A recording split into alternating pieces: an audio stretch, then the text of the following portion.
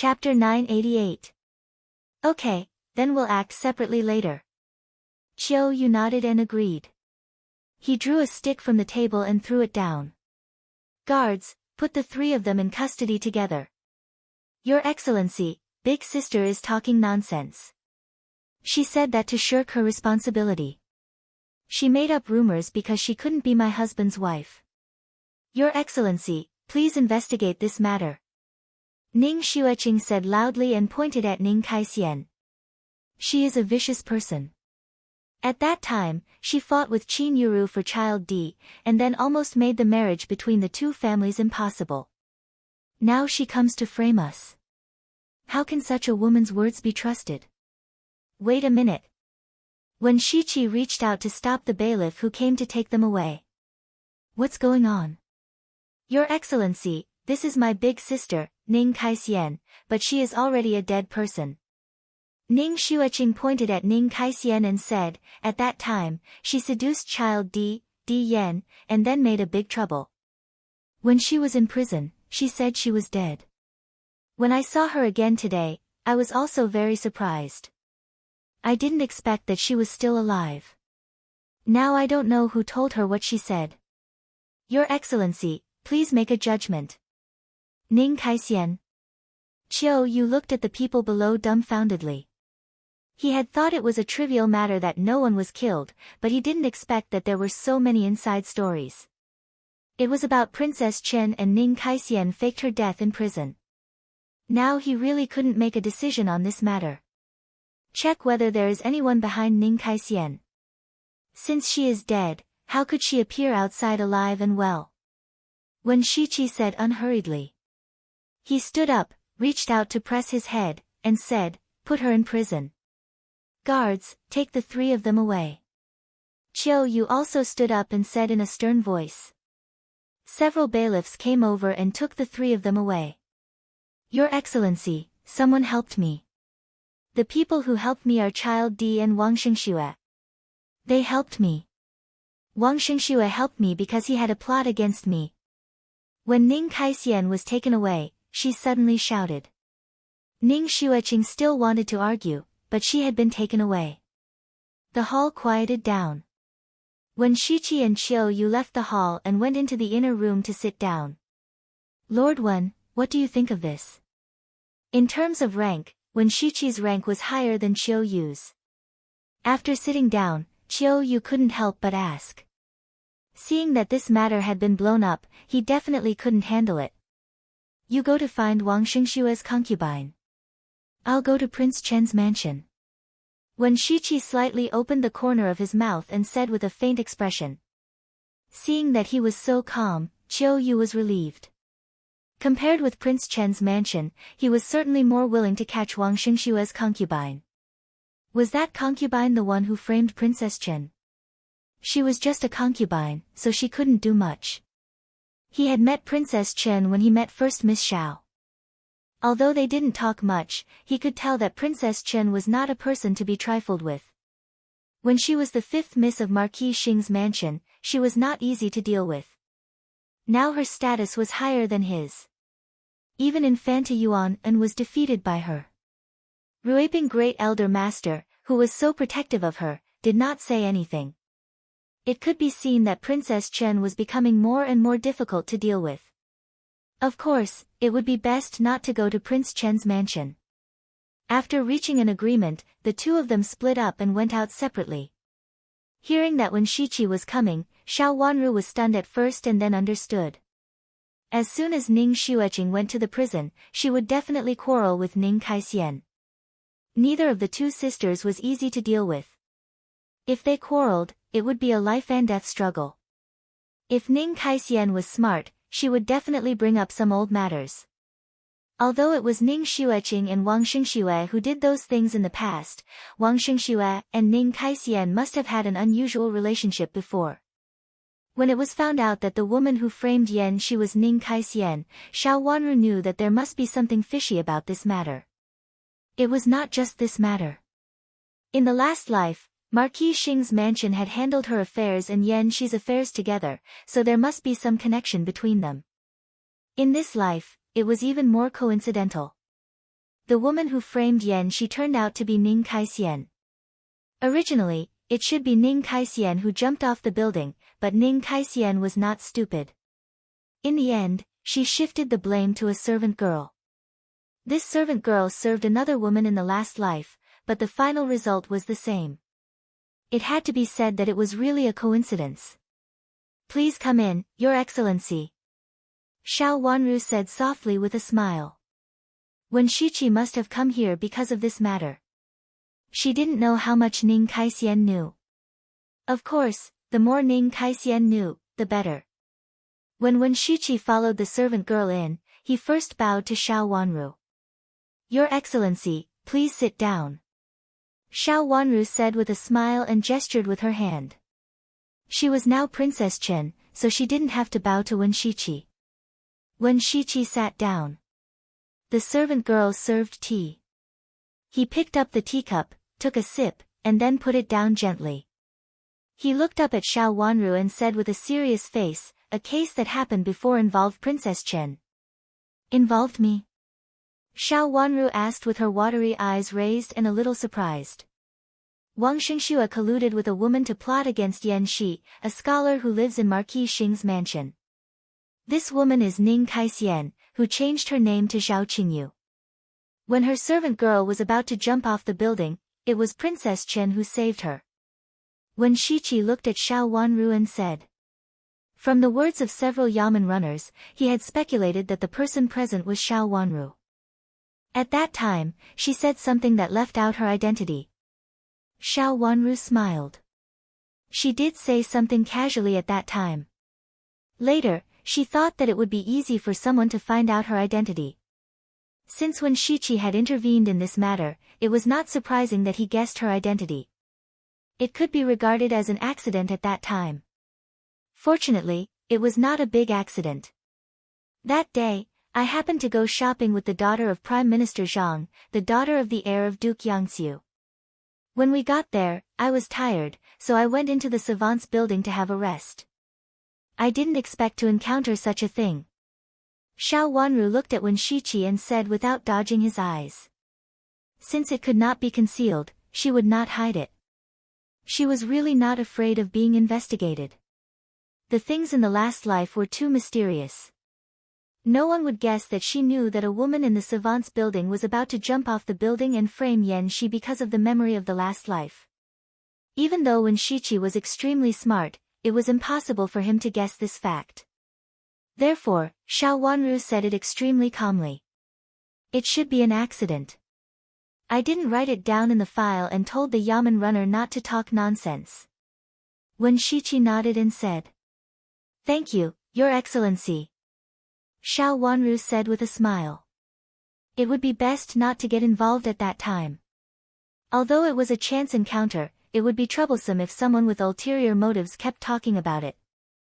At present, it was the best way for Wen Shiqi to deal with it. Princess Chen, you're welcome. It's just a trivial matter. Although Princess Chen saved people out of kindness and it was a chance encounter, I'm afraid that I will be involved in it if someone asks about it. Wen Shiqi curved his lips and smiled gently. It's just that another matter also involves Princess Chen, so I have to come here. What's the matter? Xiao Wanru frowned slightly and asked. Ning Kaixian said that Wang Xingxue and Ning Xueqing plotted against Princess Chen on the instruction of Madame of Marquis Xing. On the day when Princess Chen recognized her as her relative, there were many clansmen in the mansion. Wen Shiqi stared at Xiao Wanru and said, trying to find some clues from Xiao Wanru's face. Xiao Wanru nodded calmly and said, someone did frame me at that time. If it hadn't been for that accident, I might have lost my reputation at that time. Many clansmen saw it at that time. Later, although they issued a gag order, because there were too many people, it still spread out. Therefore, Marquis Xing's mansion treated Xiao Wanru harshly and wanted to kill her. Because of these things, she was able to go to the Yuhui nunnery to cultivate in seclusion. Otherwise, with the presence of old Madame of Marquis Xing, she could not leave Marquis Xing's mansion for a long time, even to observe mourning for her parents.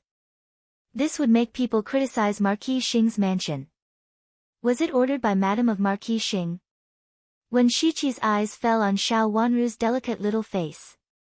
Her long eyelashes fluttered twice, and there was still a trace of childishness on her pink and tender face.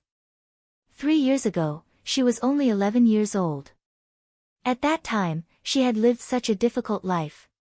After recognizing her ancestors and returning to her clan, she could not even live in her own mansion. When Shiqi felt an inexplicable pain in his heart.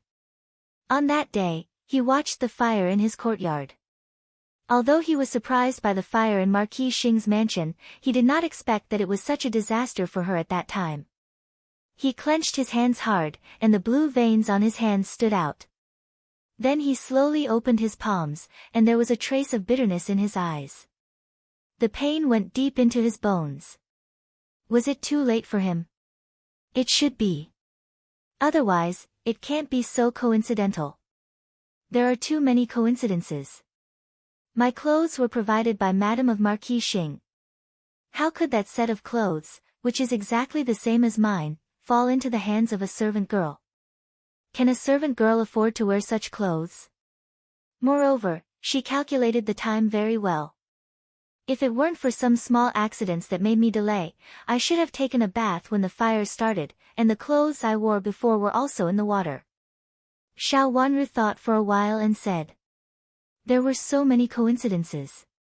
If someone had not arranged everything in Marquis Xing's mansion, it would not have been possible to calculate so accurately. However, at that time, Madame of Marquis Xing, who was still very powerful in the backyard of Marquis Xing's mansion, did not do anything to her because of this matter. At most, Madame of Marquis Xing's mansion could make a concession and let her live in Yuhui Nunnery. However, the situation was different from the past. At this time, if the past was brought up, Madame of Jiang would not have an easy time. The current Madame of Jiang was not the Madame of Jiang in the past. Ning Kaixian was good. She actually knew how to bring up such a thing. Of course, the relationship between Wang Xingxue and Ning Kaixian was not ordinary before. He even told Ning Kaixian such a thing. Didn't you find it out at that time? When Shiqi keenly sensed the meaning in Xiao Wanru's words and asked. In that case, how could I find it out? I am just a daughter who has just returned to my clan. There is no shortage of misses in Marquis Xing's mansion, and there is only one Madame of Marquis Xing. There was a hint of ridicule in Xiao Wanru's watery eyes. At that time, she was indeed too weak. She was so weak that she could only temporarily avoid Marquis Xing's mansion. Obviously, the people of Marquis Xing's mansion knew that she had been framed and almost lost her reputation, but they could do nothing to Madame of Marquis Xing. Chapter 989. When Shiqi fell silent for a moment and then opened his thin lips slightly, if there is a chance now, will Princess Chen want to find out the truth? Since there is a chance, of course I will. Xiao Wanru nodded and said affirmatively. Okay. When Shiqi said without hesitation. He looked at Xiao Wanru firmly and then slowly lowered his head with a serious look in his eyes. Xiao Wanru was stunned by his decisiveness and raised her watery eyes slightly. Shouldn't Wen Shiqi pay more attention to reasons and evidence? As soon as she said so, he agreed with her. Your Excellency, what do you think will happen in the end? With her long eyelashes fluttering twice, she suppressed the strange feeling in her heart and asked. Since Madame of Marquis Xing and Princess Chen are involved, of course it will not end well. As for the previous matter, it is a trivial matter. When Shiqi thought for a while and said. His official position in the Ministry of Justice was not low, and he was in a high position at a young age. If his father was not the Prime Minister, his official position should be higher. However, even so, a doctor of the Ministry of Justice was old and was about to retire. He was recommended by his superior. Compared with others, his official career was very smooth. Some people even said that after Prime Minister Wen retired, he would soar to the sky, and it would not be too late for Prime Minister Wen to retire. Of course, a person like him would not speak carelessly. Xiao Wanru thought of this answer when she saw Wen Shiqi. Although it was not a trivial matter that Wang Xingxue framed Yan Shi, it was indeed not a big deal compared with Madame of Marquis Xing who framed her and made use of Wang Xingxue. Will this matter also fall into the hands of Madame of Marquis Xing? Xiao Wanru asked tentatively and suddenly came up with such an answer in her mind. It should be. Wen Shiqi nodded. Will it involve Marquis Xing? Xiao Wanru quickly thought about it and asked. It is unlikely. Marquis Xing is not Madame of Marquis Xing. Wen Shiqi thought for a while and said bluntly. Your Excellency, please find out the truth. If necessary, I can ask my servant girl to testify in court.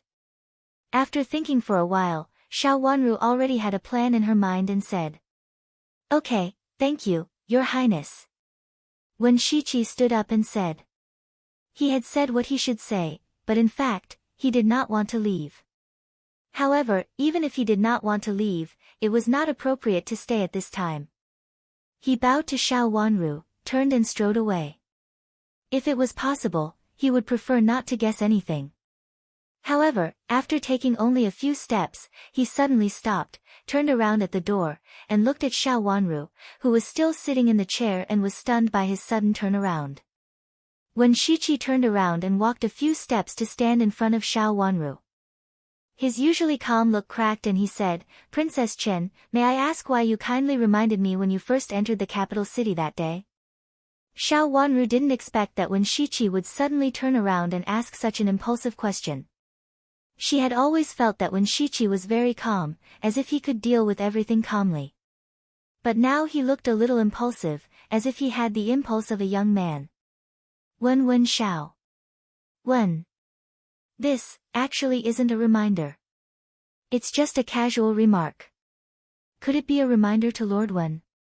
Xiao Wan asked. Ru was at a loss. The things that happened in her past life were too mysterious, so mysterious that they could not be explained. This was also her biggest secret. If this secret was known by others, they might think that she was some kind of evil being. Looking at her watery eyes, which were as clear as water but with a hint of coldness, Wen Shiqi's heart was tugged hard. He clenched his fists hard, took a deep breath, suppressed all the embarrassment in his heart, and bowed deeply to Xiao Wanru. Thank you for reminding me that day, Princess Chen. It's just a coincidence. You don't have to be so polite. Xiao Wanru said with a slight smile. To Princess Chen, it is a coincidence, but to me, it is a life-saving grace. Wen Shiqi looked up at Xiao Wanru and said in a deep voice, in the future, if Princess Chen asks me to do anything, I will never refuse. His words were too serious. Xiao Wanru blinked her watery eyes and looked at Wen Shiqi's handsome face. For some reason, she had a strange feeling. If there was no follow-up to what happened that day, it would not be a big deal. Wen Shiqi's behavior was too serious. Could it be possible that Wen Shiqi knew something? After this thought came to Xiao Wanru's mind, she immediately dispelled it. How could he remember anything? It was impossible for Wen Shiqi to remember what happened in her past life. When she met Wen Shiqi for the first time, he didn't know her at all, so it was impossible for him to have the memory of her past life. After that, Wen Shiqi doubted her intentions and thanked her less. Later, Wen Shiqi even helped Chu Luyue plot against her. If it weren't for Chu Luchen, she might not have been able to get through it with her ability. After all, that trick was not a trick that a woman in the backyard could use. Even though she had the experience of rebirth in her past life, she still lacked the ability to deal with the previous dynasty. Thinking of this, she became a little vigilant. What did Wen Shiqi want to do this time? Was it Chu Liyue's intention or his own? If she had just been reborn and had the memory of her past life, she would not have tried to figure out Wen Shiqi so maliciously. However, after so many things, Xiao Wanru would not look at Wen Shiqi in the same way as before. In her past life, Wen Shiqi was kind and harmless and treated her very well. If he had lived a stable life in her past life, he would definitely have provided her with a stable environment. In this life, Wen Shiqi had overcome the obstacle and was destined to be extraordinary in the future. Who wouldn't want to draw such a talent to their side? What she had done to him was just a simple and coincidental reminder, not a life-saving favor, so he didn't need to treat her so seriously. Thank you, Your Excellency. It's just a coincidence. If it can help you, it's my pleasure. Xiao Wanru said politely. Seeing the faint vigilance in Xiao Wanru's watery eyes, the light in Wen Shiqi's eyes slowly faded. With a wry smile at the corners of his mouth, he swayed slightly and almost fell. However, he stood firm, bowed to Xiao Wanru, and then turned to leave. Your Highness, did Lord Wen suffer a blow? Looking at Wen Shiqi's lonely back, Yujia asked in confusion. Lord Wen looked much more energetic when he came in. Why did he lose his spirit after saying such a few words? He is indeed a weak scholar who is useless. Yujia thought to herself. Xiao Wanru was also very puzzled. She looked at Wen Shiqi's back in confusion and thought, he seems to have suffered a big blow. Did I say anything? In particular, the last two sentences were really not out of line. She had a very strange feeling as if it was right beside her hand, but she couldn't figure it out at the moment. Your Highness, is Madame of Marquis Xing going to suffer retribution this time? Yujia's thoughts jumped quickly from Wen Shiqi to Madame of Marquis Xing, Madame of Jiang, and said excitedly. Although she was confused by the words of the princess and Lord Wen just now, she could still sense some meaning. It seemed that Madame of Marquis Xing was going to suffer. Although Marquis Xing seemed to be fine, it was also a good thing to let Madame of Marquis Xing suffer retribution first. The maids who followed Xiao Wanru all knew that Madame of Marquis Xing had never stopped scheming against their master.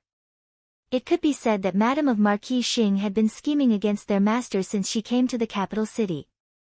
If it weren't for their master's intelligence, she would have been schemed against by Madame of Marquis Xing and killed without a burial place and covered with filth. The maids knew best about the viciousness of Madame of Marquis Xing and the first Miss Xiao. No matter which one of them suffered retribution, they would be very happy. Xiao Wanru thought silently and said, let's wait first. There should be news from the Ministry of Justice, and there will also be some movements in the Imperial Palace. No matter in the last life or this life, Madame of Jiang had never let her go. After her rebirth, her heart was also cold, so how could she let Madame of Jiang go? Cultivating in seclusion in the Yuhui nunnery would not be Madame of Jiang's end. She would let Madame of Jiang experience the feeling of being deserted by everyone. In the last life, she forced herself to be alone, and all the people around her who cared about her had died. Now it was Madame of Jiang's turn to experience the feeling of having no relatives and no one to rely on. The Ministry of Justice acted very quickly. After Wang Xingshua's concubine, Dongxing, was arrested, she told them everything. She was originally Ning Xueqing's maid, and she helped her master wholeheartedly. Unexpectedly, she suddenly became Wang Xingshua's concubine, just like Ning Xueqing. Since they were both concubines, Dongxing became ambitious and wanted to win more of Wang Xingshua's favor. However, how could Dongxing be Ning Xueqing's match? As a concubine, her life in the Wang's mansion was even worse than that of a maid. The relationship between them as master and servant had long dissipated in the competition for Wang Xingshua's favor. Now Dongxing had no affection for Ning Xueqing at all. Because Ning Xueqing had been suppressing her, she was now full of hatred for Ning Xueqing. As soon as the officers of the Ministry of Justice asked her, she told them everything that Ning Xueqing had told her that day and asked her to do. Everything she had done at that time was indeed to frame Princess Chen. It was said that Madame of Marquis Xing, had arranged the same clothes, the things she had done, and the time. If it were not for Madame of Jiang's secret arrangement, she could not have been so coincidental. In fact, it was a misunderstanding to say that she had an affair with Wang Xingxue, and she was also forced to do it. Because of her words, the Ministry of Justice specially went to Marquis Xing's mansion to seek confirmation. Marquis Xing was angry and annoyed, so he said that he wanted to divorce his wife. If these things were true, he would definitely divorce his wife. With such a vicious wife, he felt ashamed to face his ancestors, his elder brother, his sister-in-law, and even Princess Chen. For this reason, Marquis Xing even punished himself by kneeling in front of the ancestral memorial tablet for 3 days to apologize to his ancestors. Chapter 990. Remember in 1 second, 800 mail sign small/say net there was no pop-up window for free reading. The Yuhui nunnery, which was shrouded in darkness, became quiet. The door of the nunnery had been locked. The man in black climbed over the wall, entered the Yuhui nunnery familiarly, and went to the place where the pilgrims lived.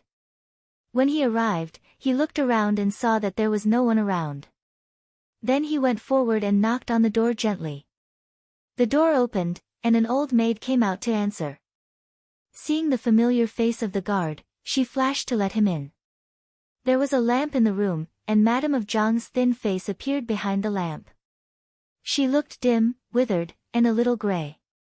She was no longer the noble Madame of Marquis who had moved here. "Madam, Marquis has a letter for you." The guard presented a letter. Madame of Jiang took it happily. She had secretly sent many letters to Marquis Xing before, and each of them was sincere. She was no longer the domineering Madame of Marquis Xing Ru, or said that what she needed to do now was to go back to Marquis Xing's mansion and stabilize the position of Madame of Marquis Xing, which would be a great help to her. For this reason, Madame of Marquis Xing was willing to soften her attitude and no longer contradict Xiao Jing. She only hoped that Xiao Jing would let her go back for the sake of their relationship. Was there good news now? Madame of Jiang opened the letter with slightly trembling fingers.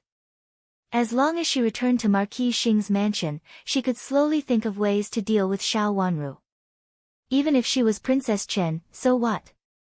Ru's future was limitless. One day, she would stand higher than Xiao Wanru.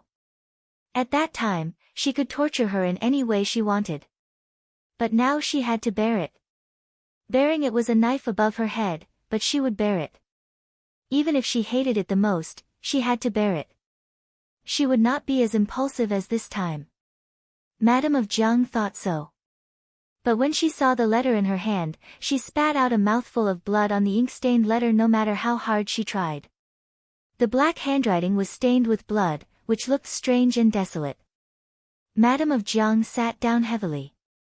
Her face was as pale as snow, and she clenched the letter tightly in her hand, as if it was her last life-saving rope. Does the Marquis really mean this? The Marquis said that you should consider eldest Miss and eldest young master. Even if they are not, they are still your children. Moreover, their future is limitless.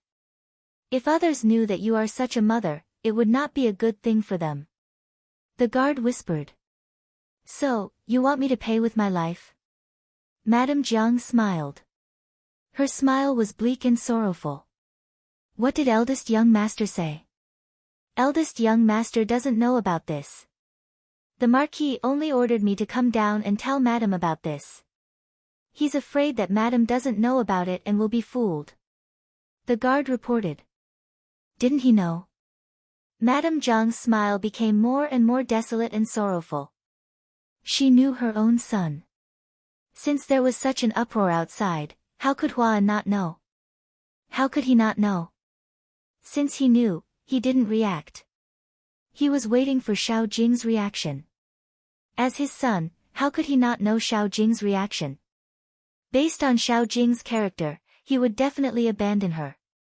She had always known what kind of person Xiao Jing was. It was expected that Xiao Jing would treat her like this. However, her son, who she had always cared about, didn't care about such a thing and pushed everything to the back of his mind. She was so disappointed. Didn't Huan know that she couldn't bear such a thing unless she paid with her life? What about her? Does she know? Madame Jiang asked in a trembling voice. She was her last hope. First Miss is also having a hard time in the palace. Marquis means that no matter whether First Miss knows it or not, it is best not to disturb First Miss's life. When First Miss can stand tall in the future, she will definitely not forget the kindness of your birth mother. The guard immediately responded. Obviously, he had already memorized these words. Did really not care about her? When she stood tall in the future, where would she be? The bones on her grave would probably have withered. There was a fishy sweetness in her throat, and she spat out a mouthful of blood again. The blood was like plum blossoms reflecting in the dim yellow room, full of sadness and despair. Clenching the envelope in her hand, Madame Jiang closed her eyes and then slowly opened them. Is there really no hope? In fact, it's not. If Madame can save herself, the Marquis will definitely try his best. However, I'm afraid it's not possible for her to save herself now. The guard said implicitly. So, I have to die to wash away my guilt. Madame Jiang closed her eyes again, suppressed the rolling anger in her heart, and said slowly, Go back and tell the Marquis that I will handle it. If it's impossible, I will not drag him down, but ask him to treat first young master and first miss well and try his best to plan for them. Even if he has a new child in the future, he can't surpass first young master and first miss. The Marquis said that you can rest assured, madam. First young master and first miss are the Marquis's flesh and blood, and the Marquis has high hopes for them. How can they be easily abandoned? As long as you don't implicate other people in Marquis Xing's mansion, first young master and first miss will be fine. The guard answered. All the words had been prepared long ago. It didn't sound very sincere, but the threat in it could be heard. Only if the people of Marquis Xing's mansion were not implicated could they be safe. If she implicated the people of Marquis Xing's mansion, or to put it more clearly, Xiao Jing, her children would not get any benefits. Madame Jiang spat out another mouthful of blood. She understood the current situation. I won't reply. Tell the Marquis that I know what to do and let him rest assured. But before the matter is settled, he can't divorce me. Otherwise, don't blame me for being immoral. Even if I die, I can only be the madam of Marquis Xing and be buried in the ancestral land of Marquis Xing's mansion. This can't be changed in any case. If the Marquis is unwilling, then I don't want to hide what happened in his courtyard. Madame Jiang said harshly. With blood still hanging on the corners of her mouth, she looked thin and fierce, like a fierce ghost. She couldn't find her former beautiful and delicate appearance. This was her last concession and the last bottom line. It didn't mean that she wanted to be in the ancestral land of Marquis Xing's mansion, but it meant that only in the ancestral land of Marquis Xing's mansion could her children have the identity of lineal descendants. If Xiao Jing wanted to stay out of trouble and put all the blame on her, it was okay. But if he really wanted to divorce her, then they would fight to the death. There was a secret in Xiao Jing's courtyard, and she found it out carefully later. Yes, madam, I will report it to the Marquis when I go back. The guard said. Under the light, the guard's face couldn't be seen clearly, but he was Xiao Jing's most trusted subordinate. Madame Jiang knew that these threatening words would inevitably reach Xiao Jing's ears. Xiao Jing threatened her with his children, and she also threatened him with his affairs. This was Madame Jiang's confidence, and also the reason why she dared to be tyrannical in the past. Madame Jiang waved her hand and said no more. The guard left silently. The old maid sent her to the door, looked outside, and found no outsiders, and then carefully closed the door. Sitting under the lamp, Madame Jiang tightly held the letter written by Xiao Jing in her hand. Her eyes fell on an empty place, and she was in a daze. Once upon a time, she was just a girl who admired her eldest cousin and wanted to marry him. Old Madame had made it clear to her early on that the purpose of her being raised in Duke Xing's mansion was to marry the handsome eldest cousin. As for her second cousin, he had always been inconspicuous. Second cousin, who was a little chubby, was not bad-looking and was kind when he got along with him, but how could he be the ideal husband in a woman's heart? Eldest cousin was the best. However, in the end, her eldest cousin did not marry her, but Infanta Qinghua. Because of this, she was so heartbroken that she almost couldn't control herself and wanted to rush to Rui and great elder princess's mansion and ask the Infanta why they wanted to take her away. She was an Infanta and could marry any husband she wanted. Why did they have to take her away? After that, she gritted her teeth and only expressed her blessings to her eldest cousin and Infanta Qinghua in front of old Madame. Seeing that she was so sensible, endured all the grievances without crying or making a fuss, and even didn't mention the marriage that old Madame had mentioned in front of her, old Madame felt more and more sorry for her. She immediately decided to let her marry her second son, and after she married into Duke Xing's mansion, she doted on her even more and gave her the responsibility of managing the family affairs that should have been given to Qinghua Commandery. How could she be willing to become the daughter-in-law of a second son? Coincidentally, her second cousin was not the same. Before she married her second cousin, she had always thought that her second cousin was a kind person. After she married him, she found that what she saw was just the surface. Xiao Jing was definitely not the side that she saw, and that side was just to confuse people. The two of them hit it off at once. Then she instigated the relationship between old madam and Infanta Qinghua step by step. Later, Infanta Qinghua's unborn child was forced to die, and the relationship between the first branch and the daughter-in-law and the mother and son deteriorated to the extreme. In the end, the first branch was forced to leave. At that time, she hated and felt happy. In the future, everything in Duke Xing's mansion would belong to the second branch and her. In fact, this was originally promised to her by old madam, so she didn't feel guilty at all. Infanta Qinghua was the person who took everything from her. God still had eyes. What was taken from her had to be returned eventually. Everything in Duke Xing's mansion was originally hers, and old madam had promised to give it to her a long time ago. Now that she didn't give it to her, she could take it back by herself. The reason why her eldest cousin had an accident was all because of Infanta Qinghua. If he hadn't married Infanta Qinghua and married her, such an accident wouldn't have happened. She wouldn't have been as useless as Infanta Qinghua, disliked by old madam, and left home because of this and finally met with misfortune.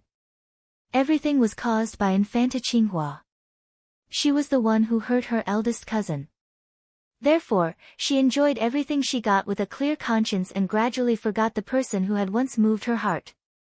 Now, under such a dim and lonely lamp, she thought of her eldest cousin's handsome figure again. If she had married her eldest cousin, no matter what happened, her eldest cousin would not have left her. Tears fell silently. Did she regret it? She wouldn't regret it. She was better than Infanta Qinghua. If it weren't for Infanta Qinghua, her eldest cousin wouldn't have died. That woman was not a good person, and her daughter was even worse. Chapter 991. A small case related to a Juren was not a big deal. Although Wang Xingxue and Ning Kaixian did not get a good result, there were many cases of death in the Ministry of Justice in the past. Such a case was really not a big deal, so it fell into Qiu Yu's hands. However, this small case involved the plot of Marquis Xing's mansion against the current Princess Chen that day, which was a big deal. If Princess Chen was still 5th Miss Xiao, this kind of thing would not cause such a sensation, but 5th Miss Xiao was already Princess Chen. She represented Prince Chen's face. Chu Liuchen's letter was sent in an urgent manner. After opening it, there were only a few words on it, but the writing was strong and forceful. When he wrote, he was even more fierce. Of course, Chu Liuchen had never been a gentle person. The so-called gentleness was just an illusion to confuse people. If people believed it, they would lose. Fight back. I'm here. There were not many words, but it made Xiao Wanru's heart soften and ache. Even though there were only a few words, she could feel that someone was really protecting her. He did not ask about the cause of the matter in detail, nor did he care too much. His domineering and protective intention made Xiao Wanru's eyes become misty.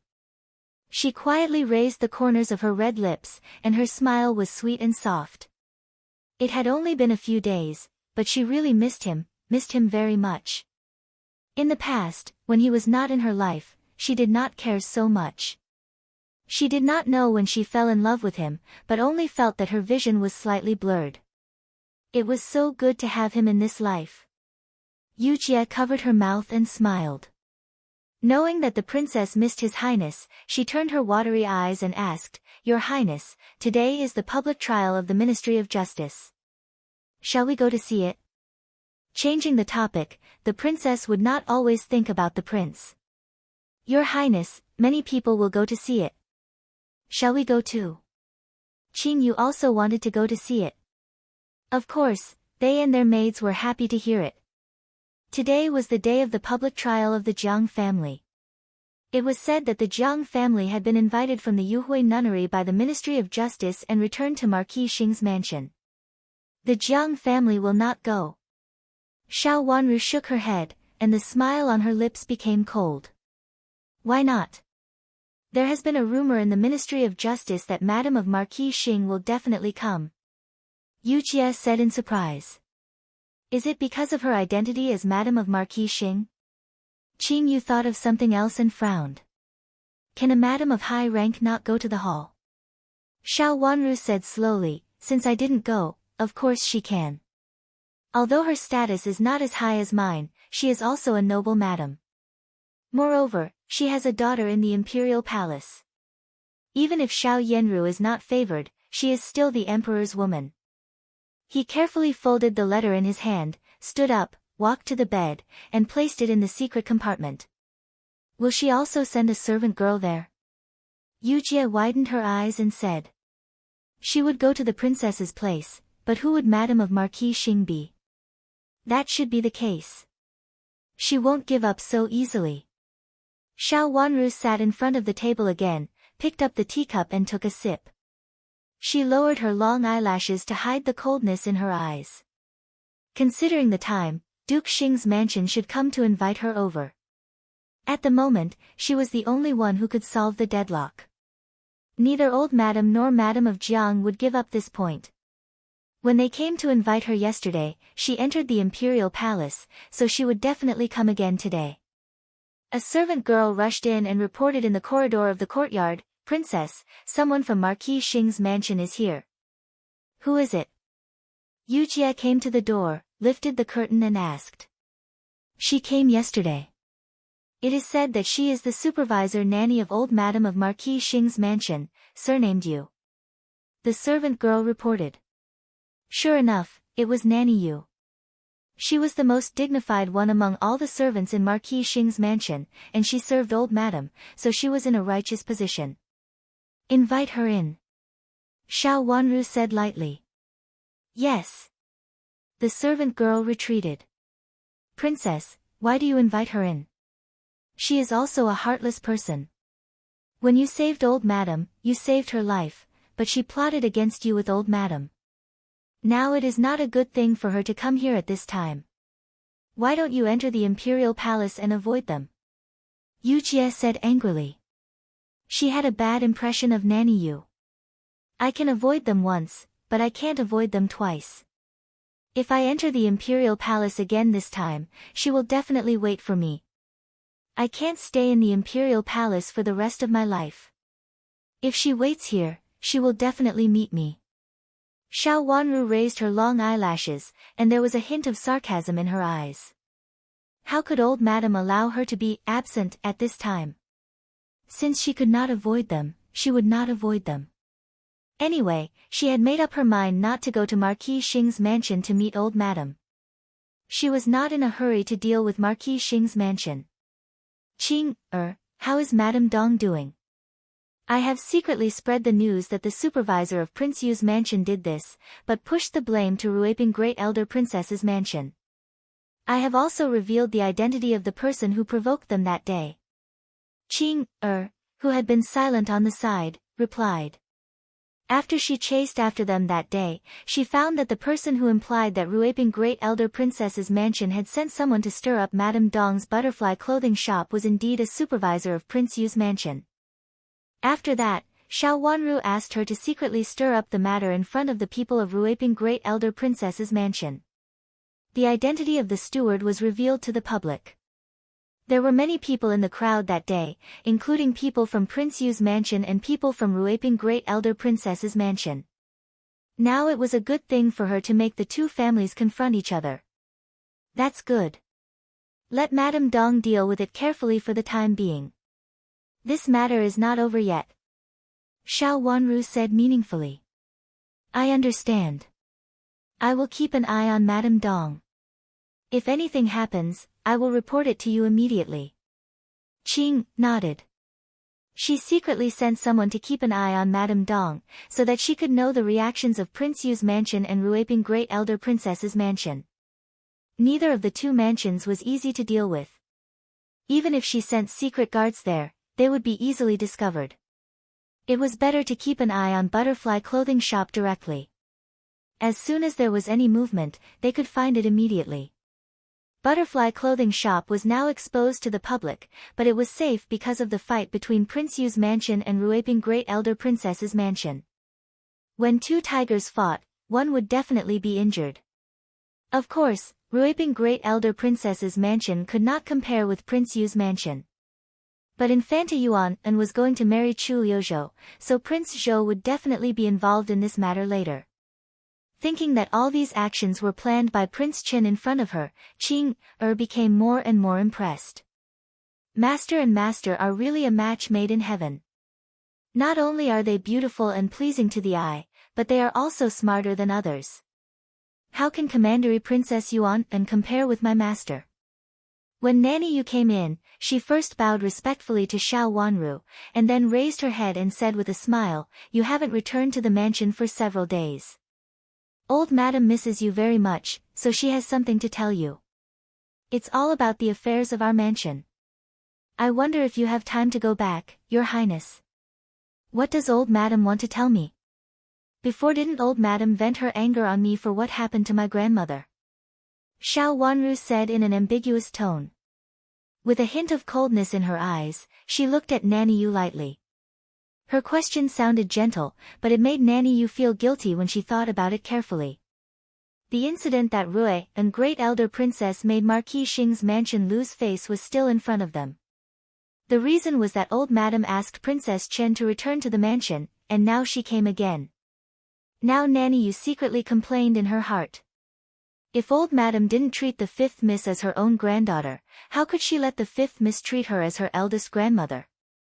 Moreover, the fifth miss today was not the fifth miss in the past, and Old Madam couldn't suppress her even if she wanted to. It was said that Old Madam was not kind to the fifth Mississippi. Even if Old Madam tried to suppress the fifth miss with filial piety, she might not be able to do so. Moreover, there were Rui Great Elder Princess and Prince Chen. Nanny Yu felt that no matter which one of them, Marquis Xing's mansion could not offend them at present. When Prince Chen left, he even broke the hand of second young Master Chu, the grandson of Rui Great Elder Princess. It was said that he did it for the fifth Mississippi. For this reason, Nanny Yu felt that Old Madam should support the fifth Mississippi. In fact, it's not an important thing. I just want Princess Chen and Madam to tell the past clearly. If Madam does something wrong, Old Madam will immediately punish her and give justice to the princess. Nanny Yu explained with a smile. Give me justice. This is often said in the mansion. I just heard it. Now it is the Ministry of Justice who intervenes. Even if Old Madam is omnipotent, she can't rob the Ministry of Justice of its business. After the Ministry of Justice makes a judgment, Old Madam can talk about other things, Xiao Wanru said indifferently. Old Madam really thought that everything could be solved in the way of the inner courtyard. She intended to close the door and resolve the matter intimately in the inner courtyard. She would not allow the matter to be made known to the outside and lose the face of the entire Marquis Xing's mansion. Since they were a family, it was easy to talk things over. Even if they did something wrong, they would be punished a little and everyone would be proud. Old Madam of Marquis Xing's mansion had done this many times. Now she came up with this method again. Nanny Yu's smile froze. She felt a little embarrassed, but she had to. Princess, you are Old Madam's biological granddaughter. Of course, you are closer to your daughter-in-law. Will Old Madam embarrass you for the sake of your daughter-in-law? No matter how powerful Old Madam was, she could not ignore the national law and rob people from the Ministry of Justice. Nanny Yu, I won't make things difficult for you. You go and tell Old Madam that I am not in good health recently, so I won't go back. If there is anything, wait for the Ministry of Justice to make a judgment. The national law is more important than the family law. Xiao Wanru sneered and her eyes were cold. She was not afraid of Old Madam, but it did not mean that she was willing to feel Old Madam's shamelessness. As early as when she returned to Marquis Xing's mansion, she knew that Old Madam was not a good person and had no affection for her. She had been unable to resist Old Madam before, but now it was almost the same. Her maternal grandmother's trouble had confirmed old Madame's unkindness. With these foreshadowing, even if old Madame went to the imperial palace to complain to the Empress and the Empress Dowager, she would have a reason to argue. "Princess, it's not good for you not to go back, is it?" Nanny Yu said awkwardly. Her eyes fell on Xiao Wanru's pink face, which was as fair as jade porcelain with a touch of pink. She did not look like she was in poor health. "Nanny Yu, go and reply. It's getting late. I need to take medicine, so I won't see you off." Chapter 992. Remember in 1 second, 800 mail sign small/say net wonderful pop-up window free reading. Princess. Nanny Yu still wanted to say something, but Xiao Wanru stood up with the help of Chu Lu, turned around and walked inside, leaving Nanny Yu on the spot. "Nanny Yu, please. I'll see you off." Yu Jie stepped forward with a smile, stretched out her hand and said politely. However, how could the politeness of a maid and the rudeness of a princess be comparable? "Yu Jie, is the princess really not going back to the Marquis's mansion?" Nanny Yu said with a wry smile and didn't move. If she went back like this, it would be difficult for her to explain to old Madame. Old Madame was still confident that the princess would go back. She thought that as long as she saw the princess, she could persuade her to go back. When she came here this time, she specially told her that she must wait for the princess. If the princess went to the imperial palace again, she had to wait here. Now she waited for the princess, but she was refused by the princess, which was more embarrassing than not seeing her. The princess will naturally go back to the mansion. After all, the princess is the descendant of Marquis Xing's mansion, and no one can replace her, Yu Jie said politely. There were many meanings in her words. On the surface, it sounded good, but when thinking about it carefully, it didn't mean much intimacy. Of course, Nanny Yu understood. Thinking that the Marquis's mansion had never been kind to the princess, it was reasonable for the princess to do so. However, her master was old Madame, so she had to stand on old Madame's side to consider the problem. Although old Madame is not very close to the princess, she is her granddaughter after all. How can she allow others to frame her? If it is found out that Madame really did this, old Madame will definitely not spare her, Nanny Yu said. Nanny Yu, rest assured. I will pass on this to our princess. Yu Jie answered with a smile and directly exposed Nanny Yu's meaning. Her words made Nanny Yu feel very ashamed. She saw the first meeting between Princess Chen and Madame Dowager. According to her heart, Madame Dowager was wrong. However, as a servant, how could she dare to persuade the headstrong Madame Dowager? Now she knew that it was useless to say anything, so she could only return to the mansion.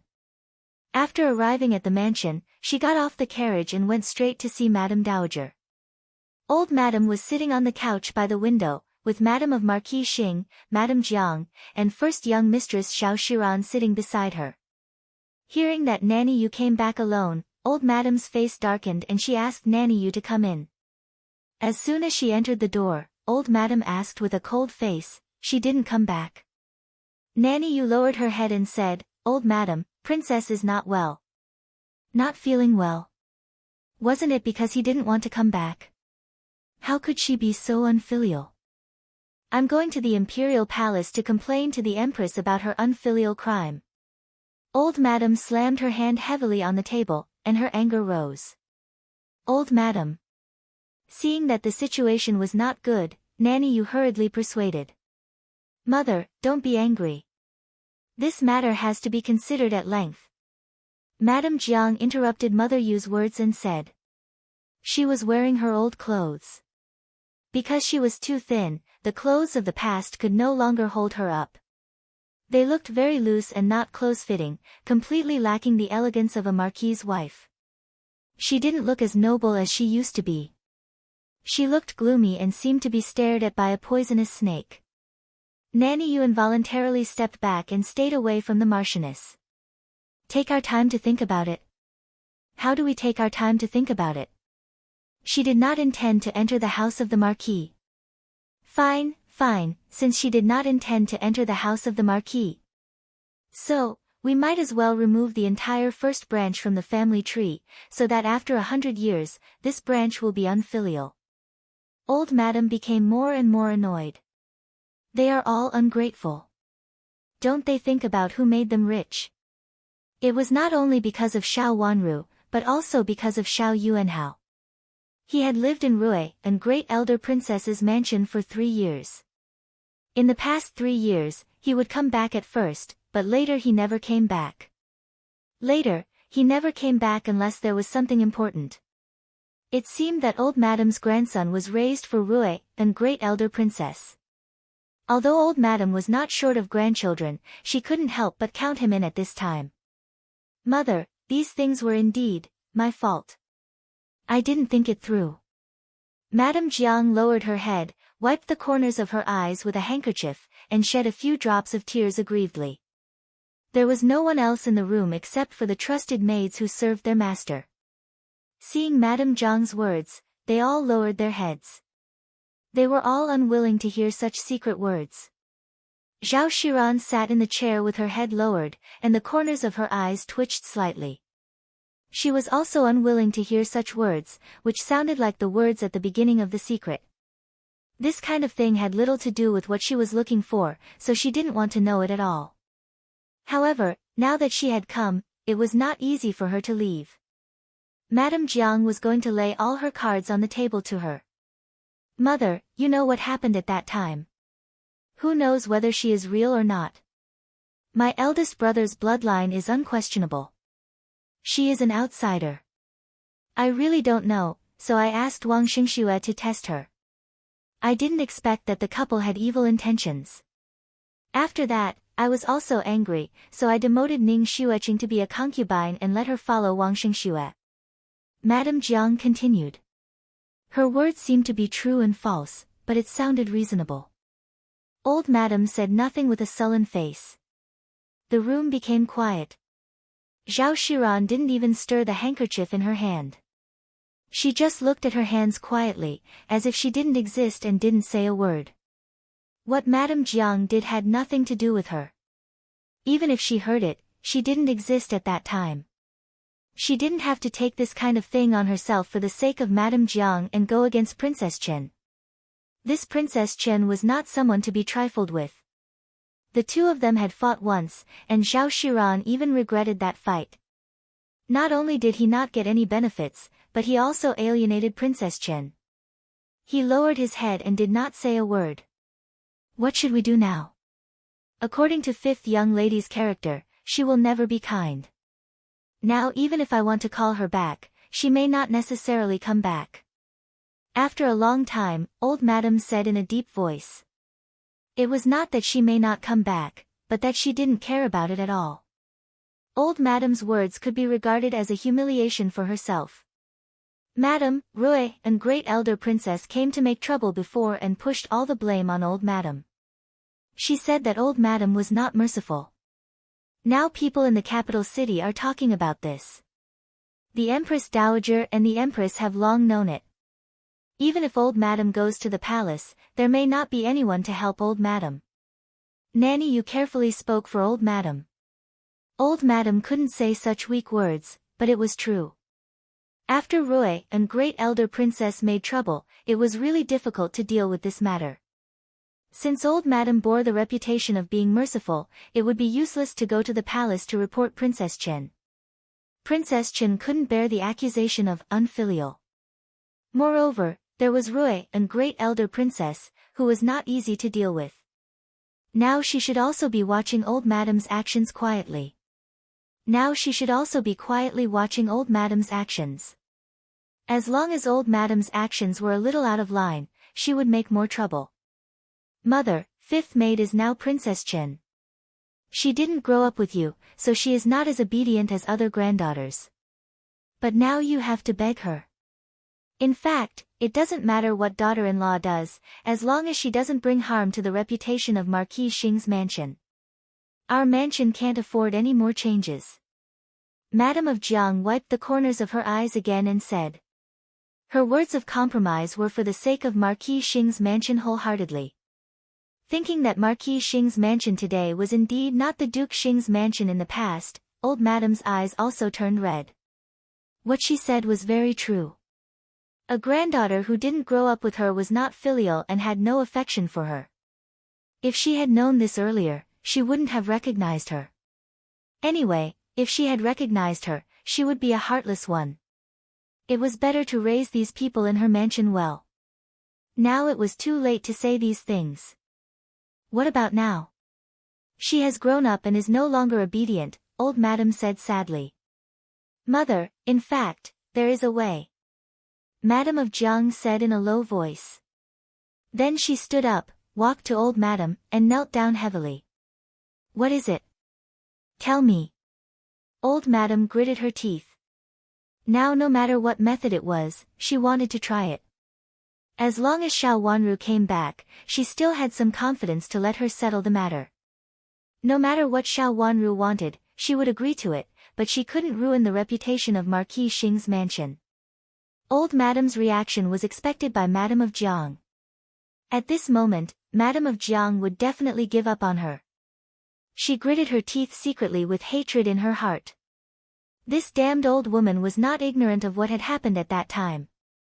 She just pretended to be deaf and dumb and watched her do things. Since she didn't stop her, it meant that she acquiesced. This damned old woman didn't like Xiao Wanru at all. But now she pretended to be so pretentious, which was really annoying. Mother, return the title to the first branch. Madame of Jiang said.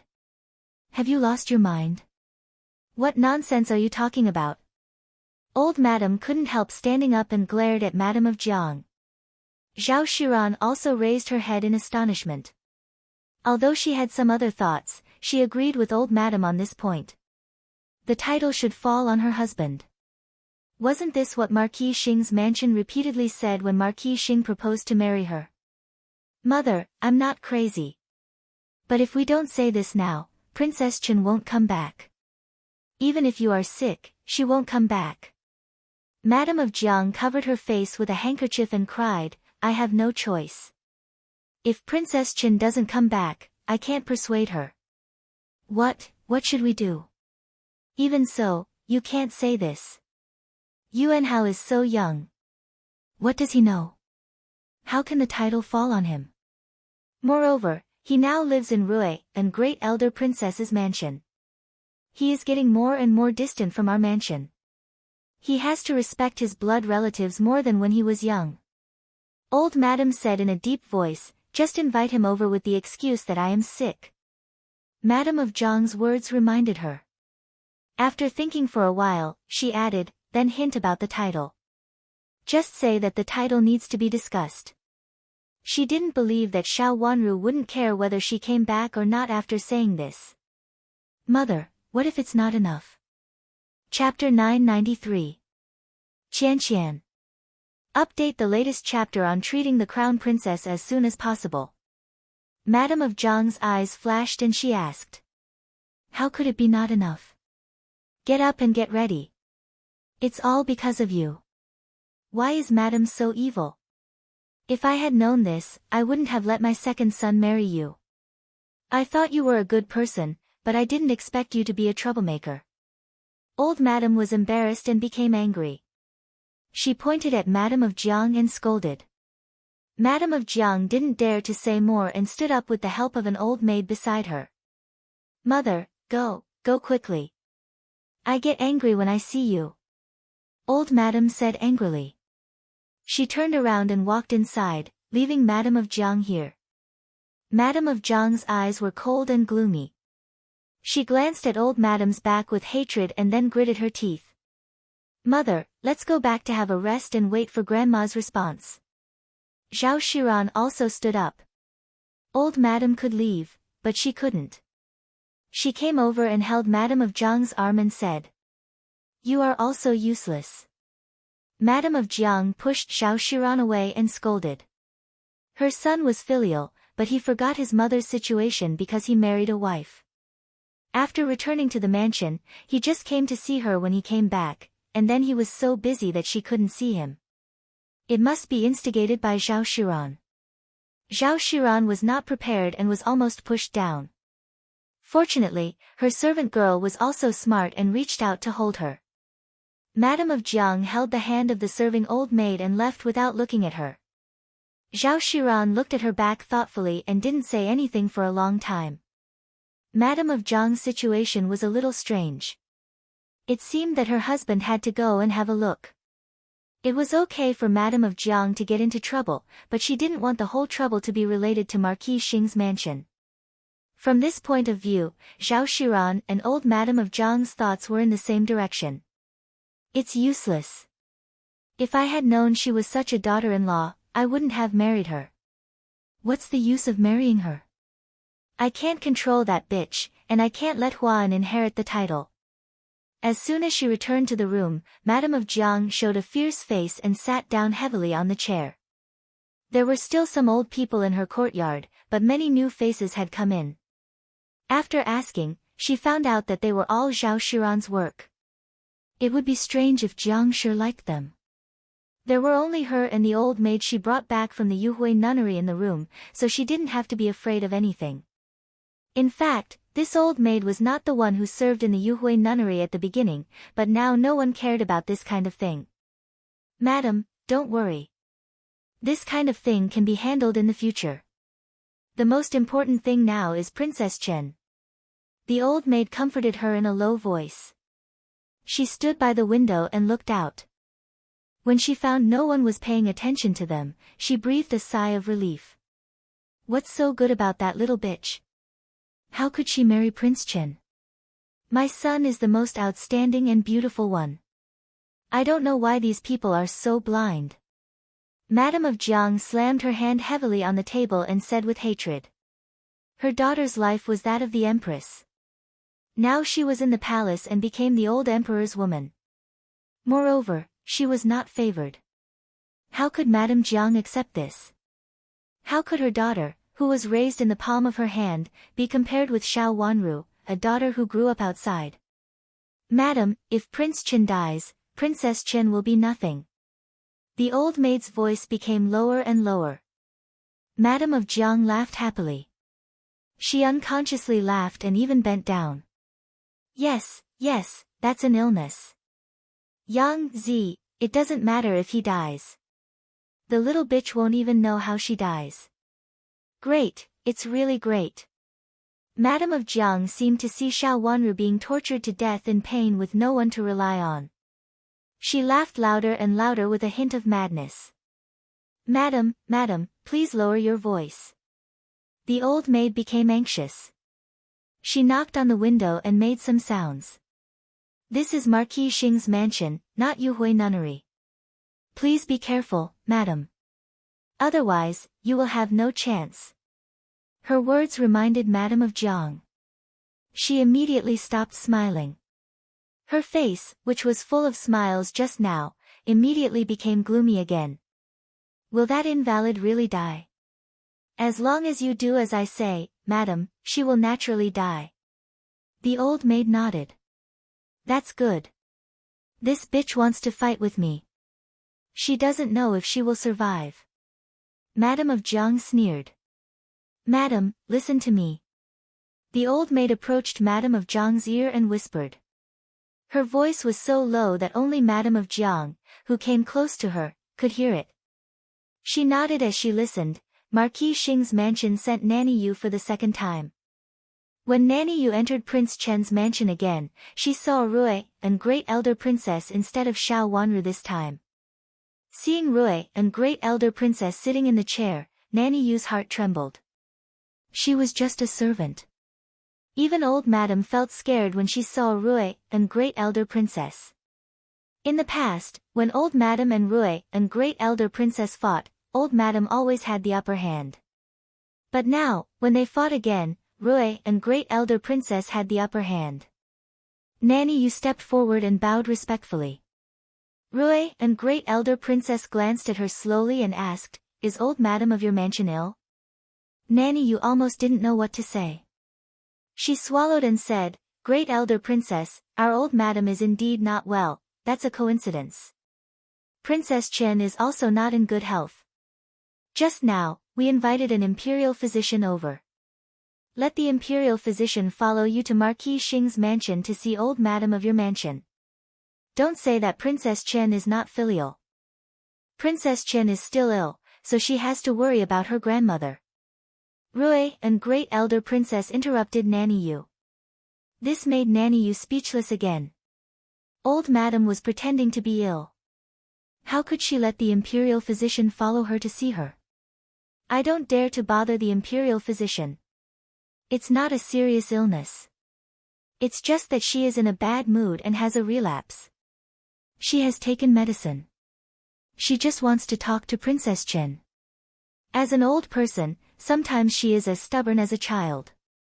If she insists on seeing Princess Chen, I can't help her. Nanny Yu said in fear. Princess Chen is also ill, and she is seriously ill. She can't go back. I have to stay here to take care of Princess Chen, lest she doesn't take care of herself and runs around. If she gets even more ill, it will be troublesome. Rui and great elder princess said lazily. She picked up the teacup on the table and gently lifted the lid to skim the tea foam. Great elder princess, can I trouble Princess Chen once? Old madam. Nanny Yu was so anxious that her forehead was sweating. Bang! The teacup in Rui and great elder princess' hand fell heavily on the table and shook. What do you mean once? Princess Chen is ill, but your old madam still doesn't intend to let her go. What does she intend to do this time? Let your Marchioness off and not pursue her. Hold your Marchioness responsible. Nanny, you didn't know what to say. Go back and tell your old madam not to think about these trivial things. Since this matter involves the national law, it is not something that Marquis Xing's mansion can handle alone. Ask her to move her hand away. This matter is not as easy as she thinks. Rui and great elder princess sneered mercilessly. Great elder princess, our old madam really has something to tell Princess Chen. It's about the title of Marquis Xing's mansion. Nanny Yu gritted her teeth and had to use the last trump card. With Rui and great elder princess's presence, it was useless even if she used the title of old madam. The title of Marquis Xing's mansion. Rui and great elder princess seemed to be interested. Yes, it's the title of Marquis Xing's mansion. Old madam wants to ask Princess Chen, so she specially invites Princess Chen over. Nanny Yu secretly wiped her cold sweat and said. Who is going to inherit the title of Marquis Xing's mansion? Rui and great elder princess raised her eyebrows and asked. Nanny Yu paused for a moment. It was really difficult for her to answer. She couldn't say that old madam liked Xiao Yuanhao. She could understand old madam's mind. She only cared about the first young master and had nothing to do with the little young master. Otherwise, she wouldn't have deliberately watched Marchioness raise the little young master for so many years. Old madam showed her willingness to let old madam do whatever she wanted. Of course, she couldn't say this to Rui and great elder princess. I don't know about it. It's up to old madam. Your old madam wants to ask Princess Chen for her opinion. Of course, Princess Chen has to listen to me. In this way, the title of Marquis Xing's mansion has to listen to me? That's great. It happens that I have nothing to do now, so I have time to go to your mansion to discuss the inheritance of the title with your old madam. Rui and great elder princess said and was about to get up. Nanny Yu was so scared that cold sweat broke out on her forehead. If she really invited such a big figure back, old madam would be so angry that she would vomit blood. Great elder princess, let's go. Rui and great elder princess stood up and was about to go out with her servants. Great elder princess. Nanny Yu trotted a few steps and said boldly, please wait, great elder princess. You don't invite me? Rui and great elder princess stopped and said coldly. No. I don't dare. I don't dare. It's just that old madam is ill and can't stand it. If something bad happens to her, I can't bear the responsibility. Please wait, great elder princess. Nanny Yu knelt down with a plop. She really didn't dare to invite Rui and great elder princess's mansion back at this time. Old Madam's health was getting worse. Even if she was Old Madam's henchman, she couldn't bear the responsibility. As she said, she looked at Nanny Gao beside Rui, and Great Elder Princess, and asked her for help with her eyes. Something bad happens to her. I really want to see it. Rui and Great Elder Princess said coldly. Nanny Gao saw the help in Nanny Yu's eyes and came up to persuade her with a smile. Great Elder Princess, Princess Chen is still ill, and there is no elder in this mansion to take care of her. If you leave, there will be no one to take charge of the affairs here. Her words moved Rui and Great Elder Princess. Her eyes flickered and she looked at Nanny Yu, who was kneeling on the ground. I heard that the Marchioness of your mansion has come back from the Yuhui nunnery. Let her come here. Chapter 994. Looking at Rui and Great Elder Princess's appearance, how could Madame Marchioness come? Nanny Yu forced a smile and said, Madame Marchioness is also ill. It was too humid in the Yuhui nunnery before, so she hurt her joints and can't move freely. It was too humid in the Yuhui nunnery. Princess Chen had been in the Yuhui nunnery for 3 years, so she was even more seriously injured. I didn't see her say that her joints were hurt. It seems that Madame Marchioness is really delicate. She was really raised by a lot of charms. Rui and Great Elder Princess sneered, turned back to the chair, sat down, and waved her hand. Don't talk nonsense. The affairs of the Ministry of Justice will be investigated by the Ministry of Justice. I don't care what your Marquis Madam wants to do, but if she messes with Princess Chen, don't blame me for being rude. Rui and Great Elder Princess narrowed her eyes and said coldly. I dare not, I dare not. Nanny, you didn't dare to say anything at this time and could only keep apologizing. You can leave. Rui and Great Elder Princess waved her hand. She really disliked the people of Marquis Xing's mansion more and more. She didn't like anyone from the top to the bottom, except for her grandson and granddaughter. Anyway, they should not be regarded as members of Marquis Xing's mansion. Nanny Yu felt as if she had been pardoned and didn't dare to say anything. She kowtowed to Rui and Great Elder Princess 3 times, stood up, and walked out. She had to tell Old Madam that it was useless to talk about the title, and it would even attract Rui and Great Elder Princess. If Rui and Great Elder Princess came to the mansion, it would definitely not be easy to deal with. She had to report this matter to Old Madam. Xiao Wanru came out of the inner chamber and bowed to Rui and Great Elder Princess. She sat beside Rui and Great Elder Princess, reached out to touch the teacup on the table, and ordered, pour another cup for Grandma. The servant girl took the order and left. Seeing her granddaughter's considerate look, Rui and Great Elder Princess, who had been cold and stiff just now, smiled happily and said, Zhuozhuo, you don't have to bother. Grandma is not someone else. You don't have to be so polite. I'm not being polite. It's my filial piety. I can't let my grandma drink something cold. It's not good for her health. Xiao Wanru's little face tightened slightly and she said unhappily. Such an intimate attitude made Rui and Great Elder Princess more and more happy. It was the best that her granddaughter didn't regard her as an outsider. The past 3 years were also the most comfortable period in more than a decade. Now that he had a granddaughter and a grandson, what was there to be dissatisfied about? Zhuozhuo, tell me, what do you think? Do you want the title of Marquis Xing? When he was still Duke Xing, his title was better.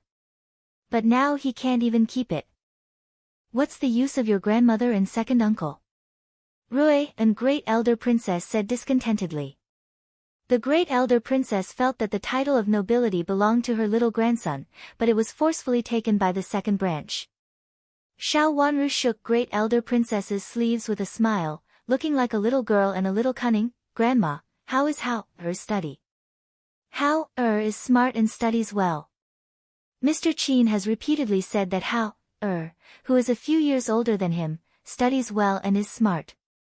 Although he entered the school a little later, it doesn't hinder his growth. If he studies hard in the future, he will have a promising future. At the mention of her grandson, Rui and Great Elder Princess beamed with joy. She no longer looked tough in front of others.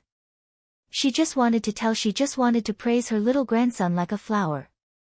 Grandma, do you think Hao can take the imperial examination? Xiao Wanru asked with a sweet smile. Even though she and Hao were not related by blood, at least there was still the great elder princess. With the great elder princess and Hao, she would not be lacking in blood kinship. In this life, she would also protect them and not let them fall into a miserable and helpless state like they had in their previous life. She had never taken the people of Marquis Xing's mansion seriously. They had to pay back what they owed. Rui and great elder princess stopped smiling and frowned. She asked in confusion, Zhuozhuo, do you mean to let Hao take the imperial examination? It's too tiring. Great elder princess really couldn't bear to let her smart little grandson live such a tiring life. Grandma, do you want the title of Marquis Xing's mansion? What if this title is lost in the future?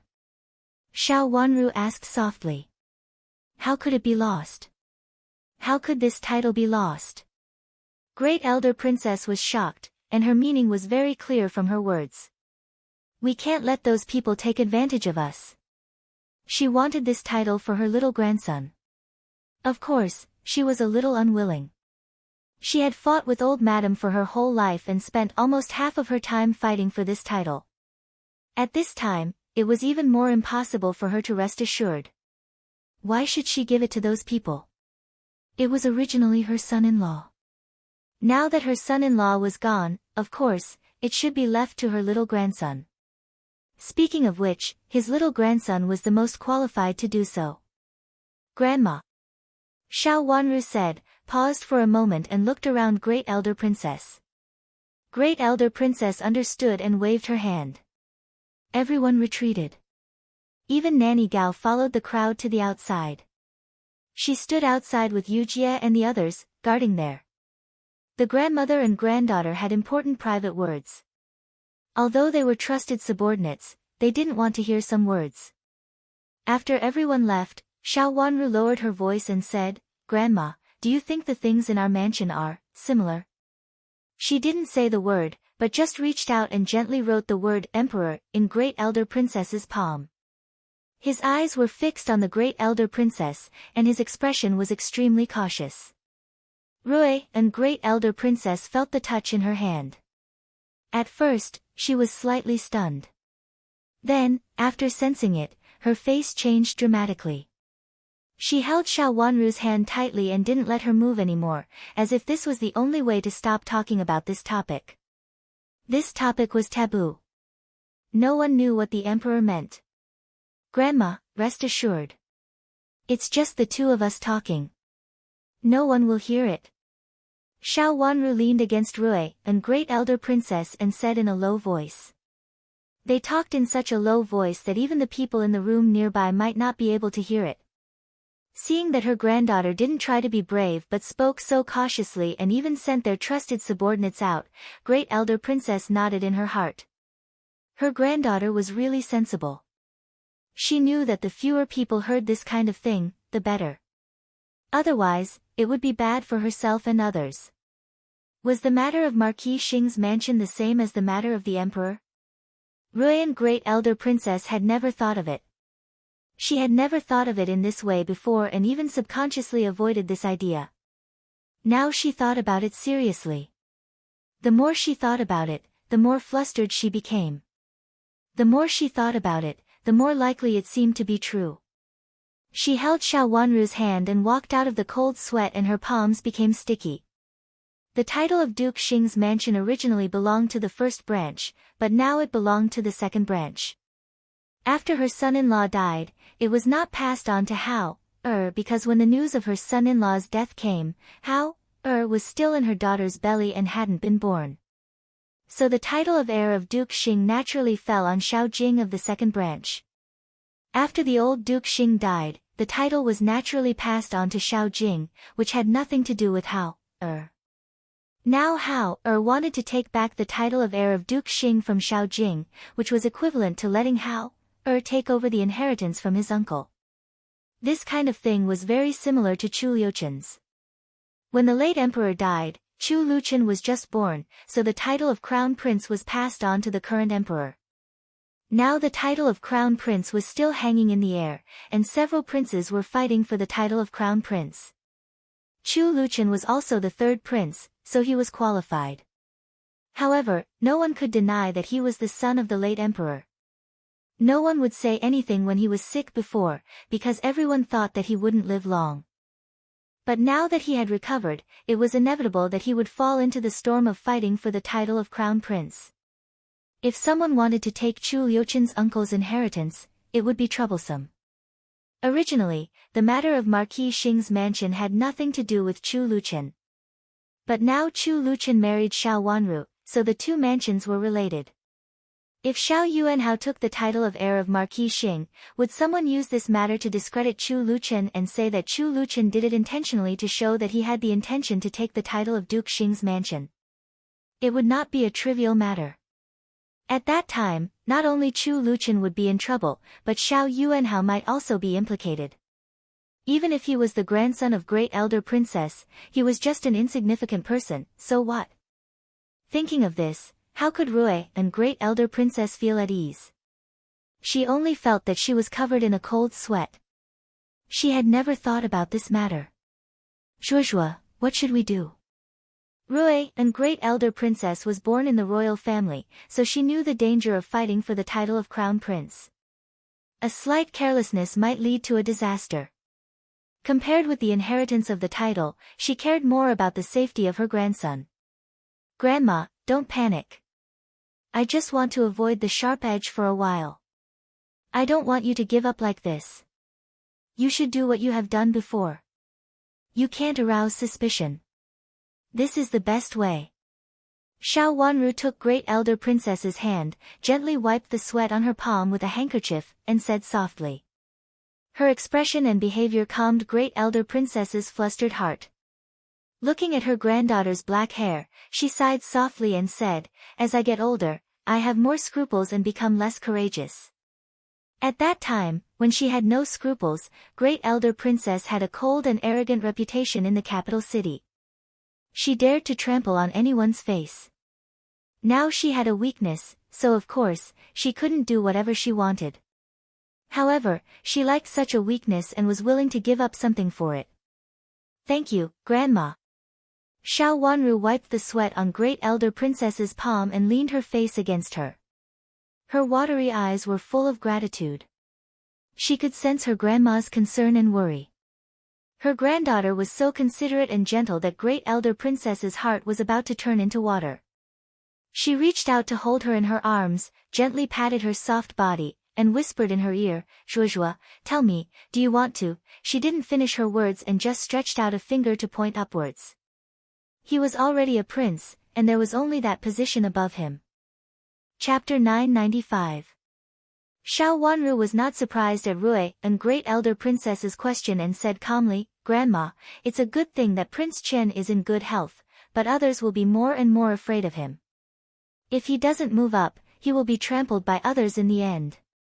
She had already hinted very clearly just now, so how could her grandma not understand it? Rui and Great Elder Princess's body tensed up and then slowly relaxed. She held Xiao Wanru tightly in her arms and didn't intend to let go at all. After a long while, she heard that Xiao Wanru's breathing also calmed down. Obviously, she had accepted these words. She was very receptive. "Zhuozhuo, don't worry. I know." Since it was Zhuozhuo's intention, she would certainly try her best to fulfill it. Chu Luchun's situation really could only move up and not fall down. Otherwise, he would be doomed eternally. When the Empress Dowager and the Emperor were still alive, Chu Luchun would be fine. But in the future, no matter whether Prince Zhou or Prince Yu took the throne, they would probably not treat him well as a brother. Now they were not in power in front of the Empress Dowager and the Emperor. In the future, they would treat Chu Luchun indifferently and even take revenge on him. Great Elder Princess was not stupid, but she had never dared to think so before.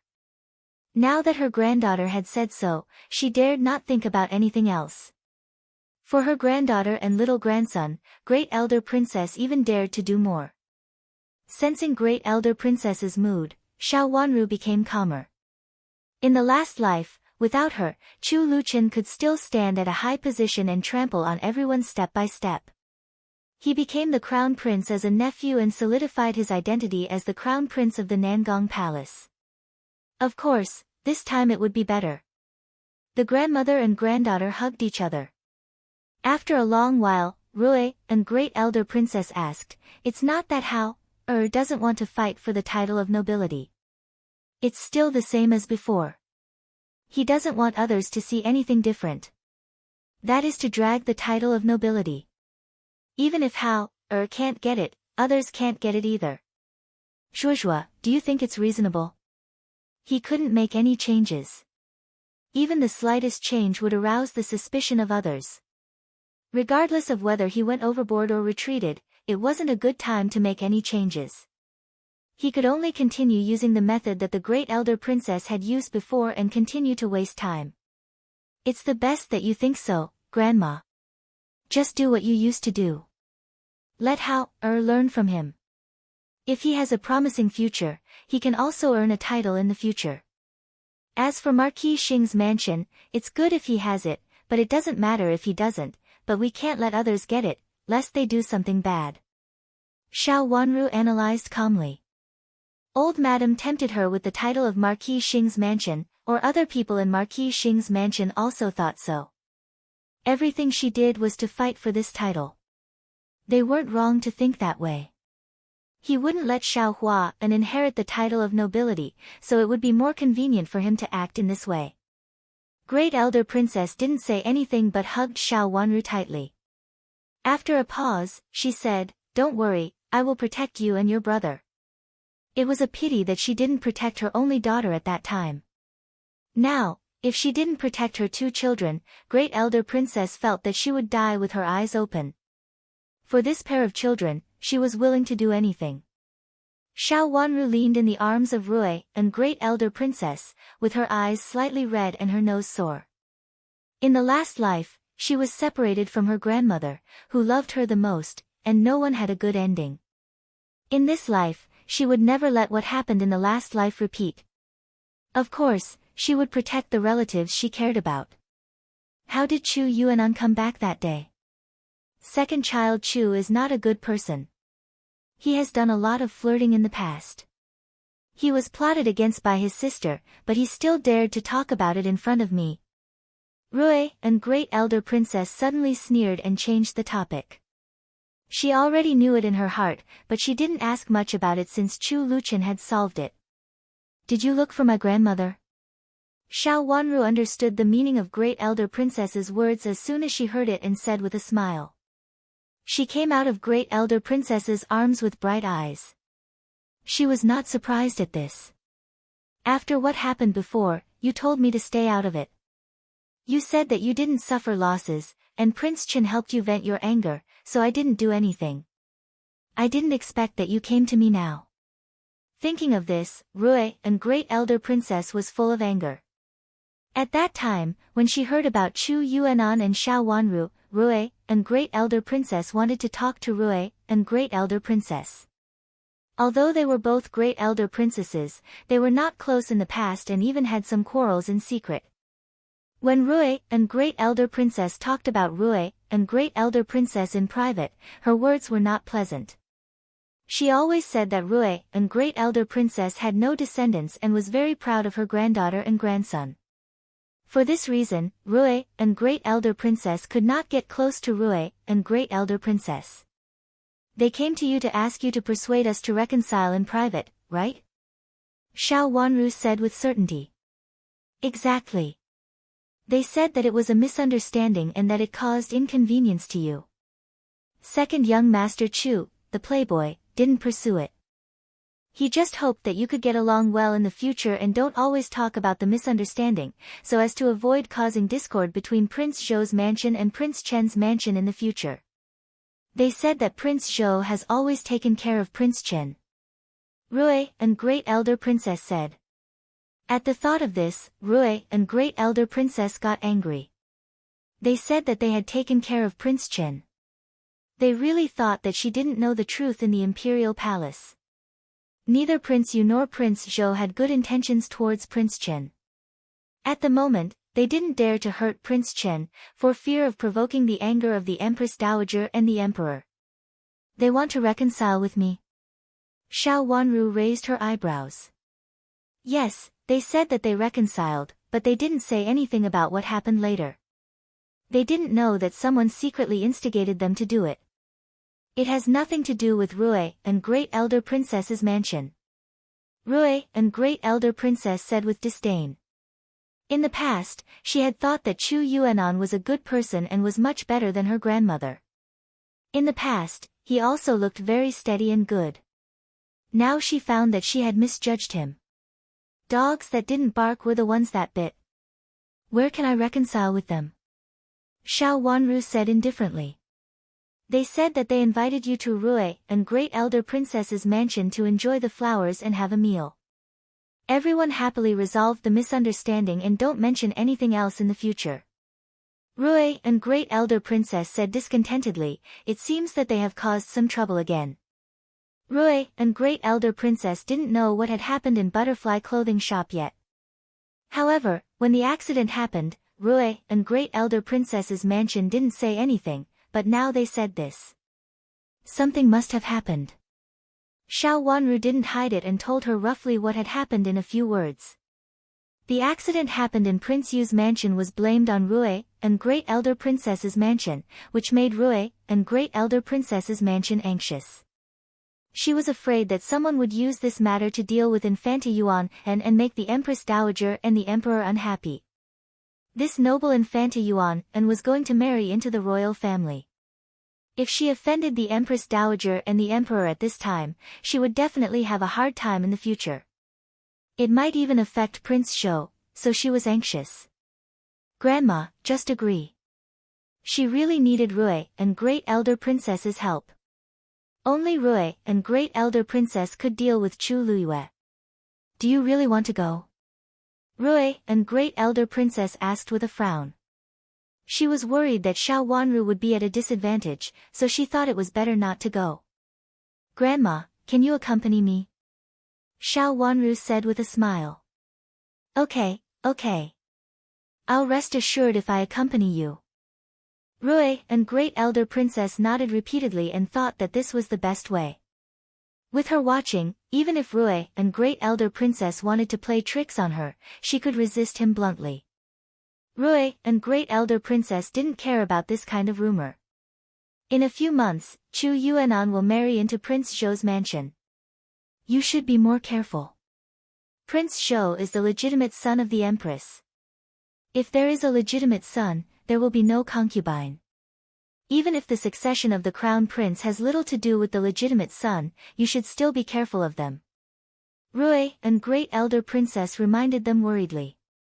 She thought that Prince Zhou was more orthodox.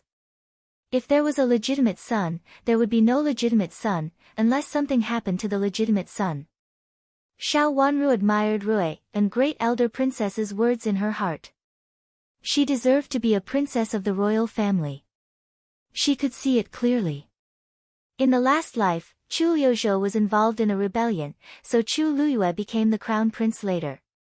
However, with Chu Liuchen's help, Chu Luiyue failed to win the position of the crown prince in the end, so he must have been very aggrieved. Just when he reached out to pick the fruit of victory, Chu Luchen intervened and snatched it away. Chu Luiyue, who made a wedding dress for others, was lucky not to be angry to death in the last life. The invitation card from Rui and Great Elder Princess's mansion came quickly in the afternoon, inviting her to go to Rui and Great Elder Princess's mansion to enjoy the flowers tomorrow. Of course, enjoying the flowers was not an excuse. The most important reason was to reconcile. Along with the invitation card from Rui and Great Elder Princess's mansion, there was also an invitation card from Marquis Xing's mansion. What a coincidence, it was also tomorrow. After reading the invitation card, Xiao Wanru raised the corner of her red lips with a sneer. Your Highness, shall we go to Great Elder Princess's mansion or Marquis Xing's mansion tomorrow? Yu Jie, who came in with 2 invitation cards, asked curiously. Marquis Xing's mansion. Xiao Wanru said decisively. But what about the invitation card from Rui and Great Elder Princess's mansion? When Rui and Great Elder Princess left, you had agreed to this matter.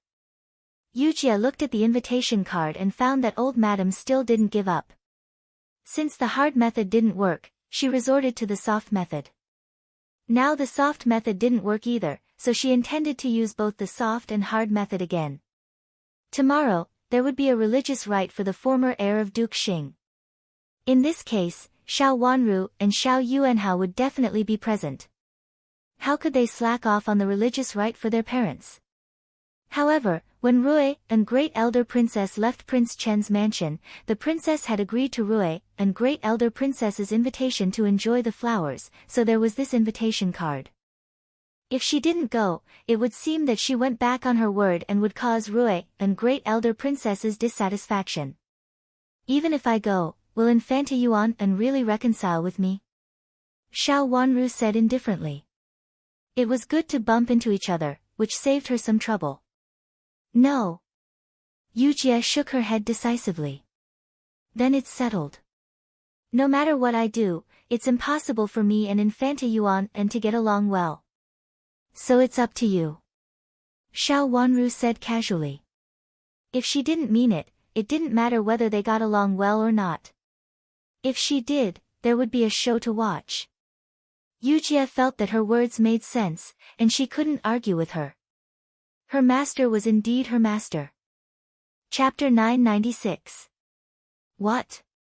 She refused the invitation. Chu Yuanan turned to Ruiping Great Elder Princess sitting in the first seat angrily. He put down the teacup in his hand heavily and said with a snort, "What does Xiao Wanru mean? She gave us a hint and showed a good attitude. Now she is deliberately slapping us in the face, isn't she? Isn't she the daughter-in-law of the royal family? She doesn't seem to be the daughter-in-law of the royal family." Ruiping Great Elder Princess said that Xiao Wanru accepted the invitation and was willing to reconcile with the two families. She also said that as long as she sent an invitation and expressed her intention to reconcile, she would definitely accept it. She had already prepared for it and even thought about the guests. However, in the end, Xiao Wanru said that she would not come. "Yuanan, can't you calm down?" Ruiping Great Elder Princess said calmly. She reached out and gently pushed the teapot in front of her. The art of tea is more about calming the mind. How can you make people feel that your tea is calm and tranquil, making people feel comfortable? Grandma, look at Xiao Wanru.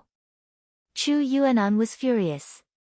Although her hand fell on the teapot, she was no longer as calm as before. She lowered her head heavily and bit her lip. "Yuanan, what did I teach you in the past? Tasting tea is like tasting a person's character. If you are too impatient, the color and taste of the tea will be different. If you fall into the hands of a master of tea ceremony, you will be inferior.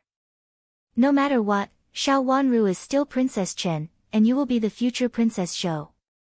Ruiping Great Elder Princess said calmly with indifferent eyes. She looked at Xiao Yuanan and said with a smile, as if she did not notice the inexplicable resentment in Chu Yuanan's eyes. "Just because Prince Chen married her unscrupulously, she will embarrass me now. In the future, Chu Yuanan said discontentedly, with her eyes turning red with grievance. Originally, she was superior to Xiao Wanru. No matter before or after getting married, Xiao Wanru could not compare with her. Before getting married, she was Infanta Yuanpen, and Xiao Wanru was just an orphan girl without parents. Even though she was the daughter of Marquis Xing's mansion, it didn't matter. After getting married, she was Princess Zhou, and Xiao Wanru, Princess Chen, was her sister-in-law. In terms of nobility, Prince Zhou ranked first, and Princess Chen also had to bow to her. In the current situation, because Prince Chen was the first to get married, the relationship between her and Xiao Wanru was reversed. Xiao Wanru was already Princess Chen, while she was still Infanta Yuanpen. In this regard, her status as an infanta was inferior to that of Princess Chen. But so what? She was now the imperial consort of Princess Zhou, and it was only a matter of time. What did Xiao Wanru mean by bullying her like this?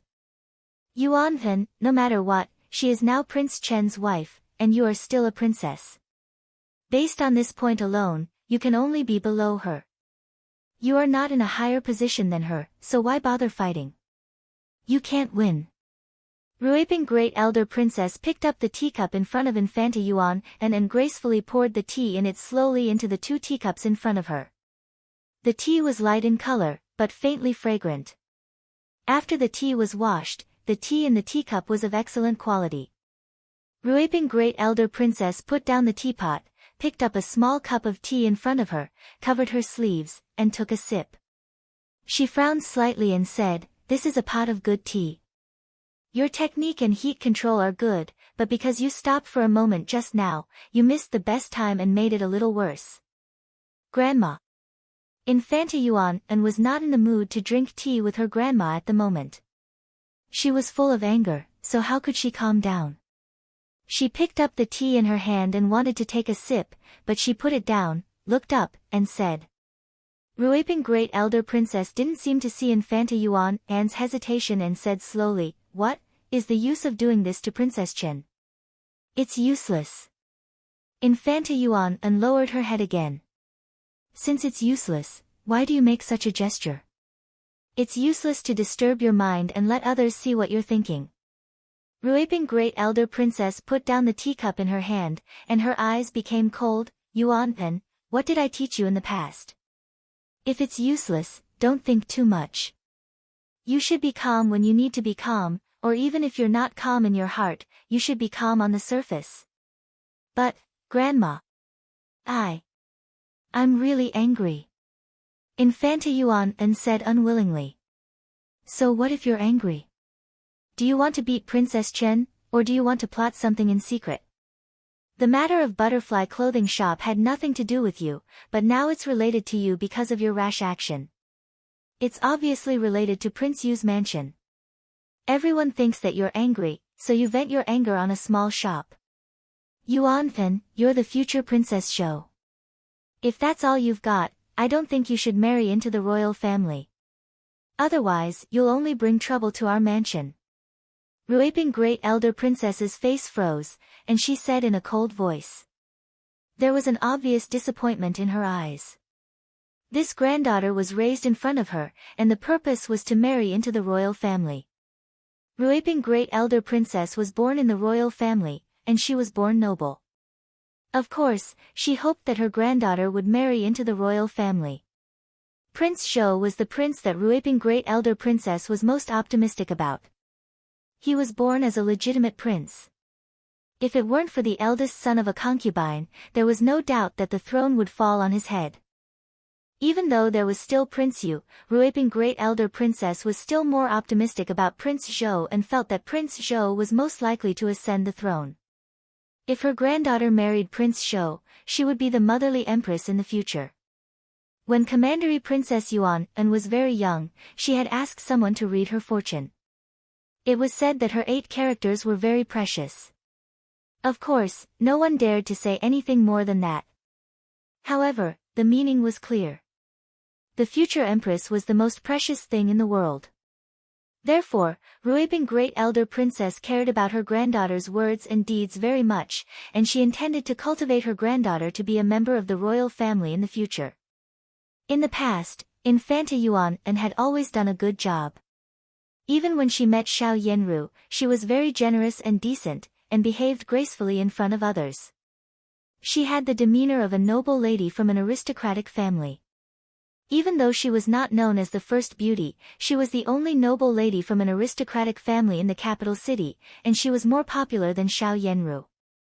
But now, her granddaughter's mind was in a mess. That day in Butterfly Clothing Shop, she suddenly came up with the idea of plotting against Prince Chen. In Ruiping Great Elder Princess's opinion, she was really crazy. Who was Prince Chen? He was the beloved grandson of the Empress Dowager. Since Xiao Wanru married into Prince Chen's mansion, she must be favored by the Empress Dowager, which was incomparable to the other princesses. Plotting against Princess Chen was equivalent to plotting against Prince Chen. How could the Empress Dowager sit still? Ruiping Great Elder Princess really didn't understand why her clever granddaughter couldn't bear to see Princess Chen. It was impossible for Prince Chen to seize the throne. At this time, only by making friends with Prince Chen's mansion could she please the Empress Dowager and the Emperor. Her granddaughter didn't make friends with Princess Chen, but dared to plot against her. Moreover, she was the most stupid one. She failed to plot against Princess Chen successfully. She was really stupid. Ruiping Great Elder Princess thought that the biggest mistake of Infanta Yuan was that she didn't plan well. Suddenly, she wanted to plot against Princess Chen, so that Princess Chen not only escaped, but also made a false accusation, causing her, the Great Elder Princess, to be implicated. Her grandson was still lying in bed. Thinking of this, she inexplicably felt a trace of anger in her heart. Grandma, Xiao Wanru, Princess Chen. Xiao Wanru, Princess Chen. After repeating it twice, Ruiping Great Elder Princess showed a trace of fierceness between her eyebrows. She picked up the teacup at hand and smashed it hard on the ground. Infanta Yuan immediately stopped talking, bit her pale lips, and didn't dare to mention Xiao Wanru's name again. After a short pause, she said, "Grandma, I got it. It was my fault for what happened in Butterfly Clothing Shop." Her voice became much softer, and she lowered her eyes. Although she was resentful and afraid in her heart, her face became calm. The cup made her sober a lot. This set of teacups was her grandma's favorite, and she was reluctant to take them out in the past. Today, she wanted to make tea for her grandma, so she specially asked someone to bring them here. Now one of them was smashed, so this set of teacups was useless. As expected, Ruiping Great Elder Princess waved her hand and said, "Take them away and throw them away." Yes. A servant girl came over and carefully took away the teacup in front of Infanta Yuan. Infanta Yuan didn't even have time to taste the tea in it and watched the servant girl take it away. She would never see this set of teacups again in the future. She wouldn't give them away. She would smash them one by one. Grandma never treasured things that were useless. She destroyed them directly. But what about useless people? Infanta Yuan's heart trembled, and a gust of cold air rushed into her head and fell straight into her heart. She lowered her head to hide the panic at the bottom of her eyes. Infanta Yuan would be afraid even of her biological grandma. Don't do anything about Butterfly Clothing Shop for the time being. Just wait and see what Prince Yu does. If Prince Yu does something wrong, we should expose it and let people know that these things are all Prince Yu's business. If there is no mistake, our mansion can't do anything rashly. Ruiping Great Elder Princess was satisfied with Infanta Yuan's tactfulness, and her face looked a little better. Prince Yu obviously had a plot to push the matter of dealing with Butterfly Clothing Shop to her own family. Her granddaughter was the future Princess Shou, so she was destined to stand against Prince Yu's mansion. Prince Yu's mansion was not Princess Chen, but the main opponent for the throne in the future. It was good to have something on him. Prince Yu should be doing the same thing. He deliberately made trouble with the matter of Butterfly Clothing Shop in order to deal with her family.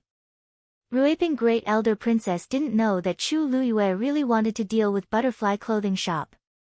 She thought that he deliberately made trouble for Prince Chen and Prince Shou because of the dispute between his granddaughter and Xiao Wanru and Butterfly Clothing Shop.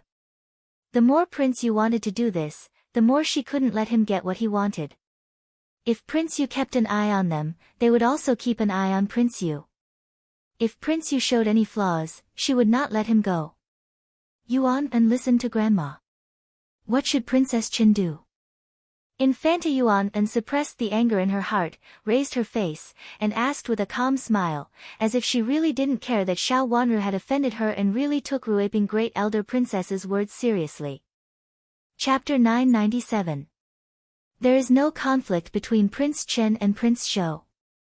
They can be good brothers. Prince Shou is noble and has the support of the Empress. If he can get the attention of the Empress Dowager, it will be a success. Ruiping Great Elder Princess said to her granddaughter with a smile.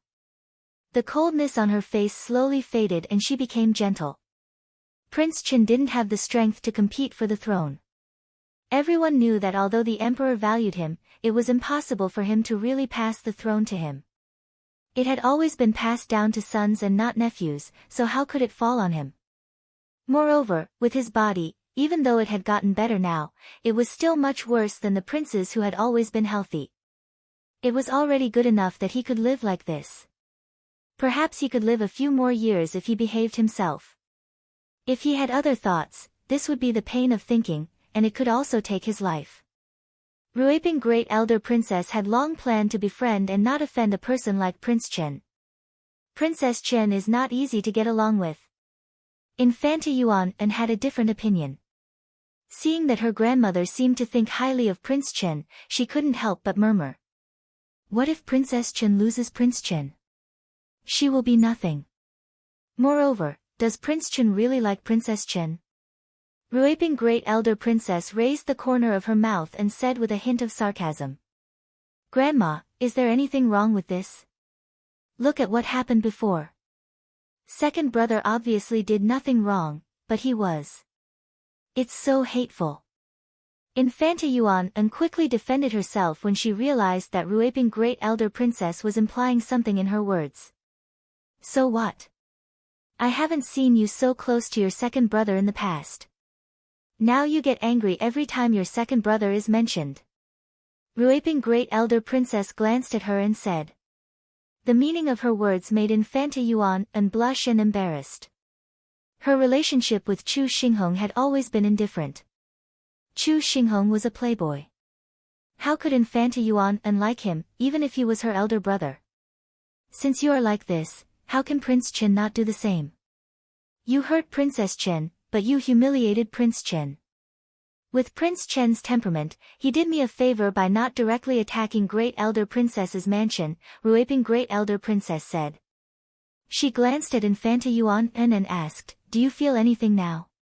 Infanta Yuan hurriedly nodded and said, Grandma, I understand. If I humiliate Princess Chen, it is equivalent to slapping Prince Chen's face. With Prince Chen's character, he will definitely not let me go. It has nothing to do with whether I treat Princess Chen sincerely or not. If he's really good, he wouldn't have left at this time. He just got married, yet he left for so long.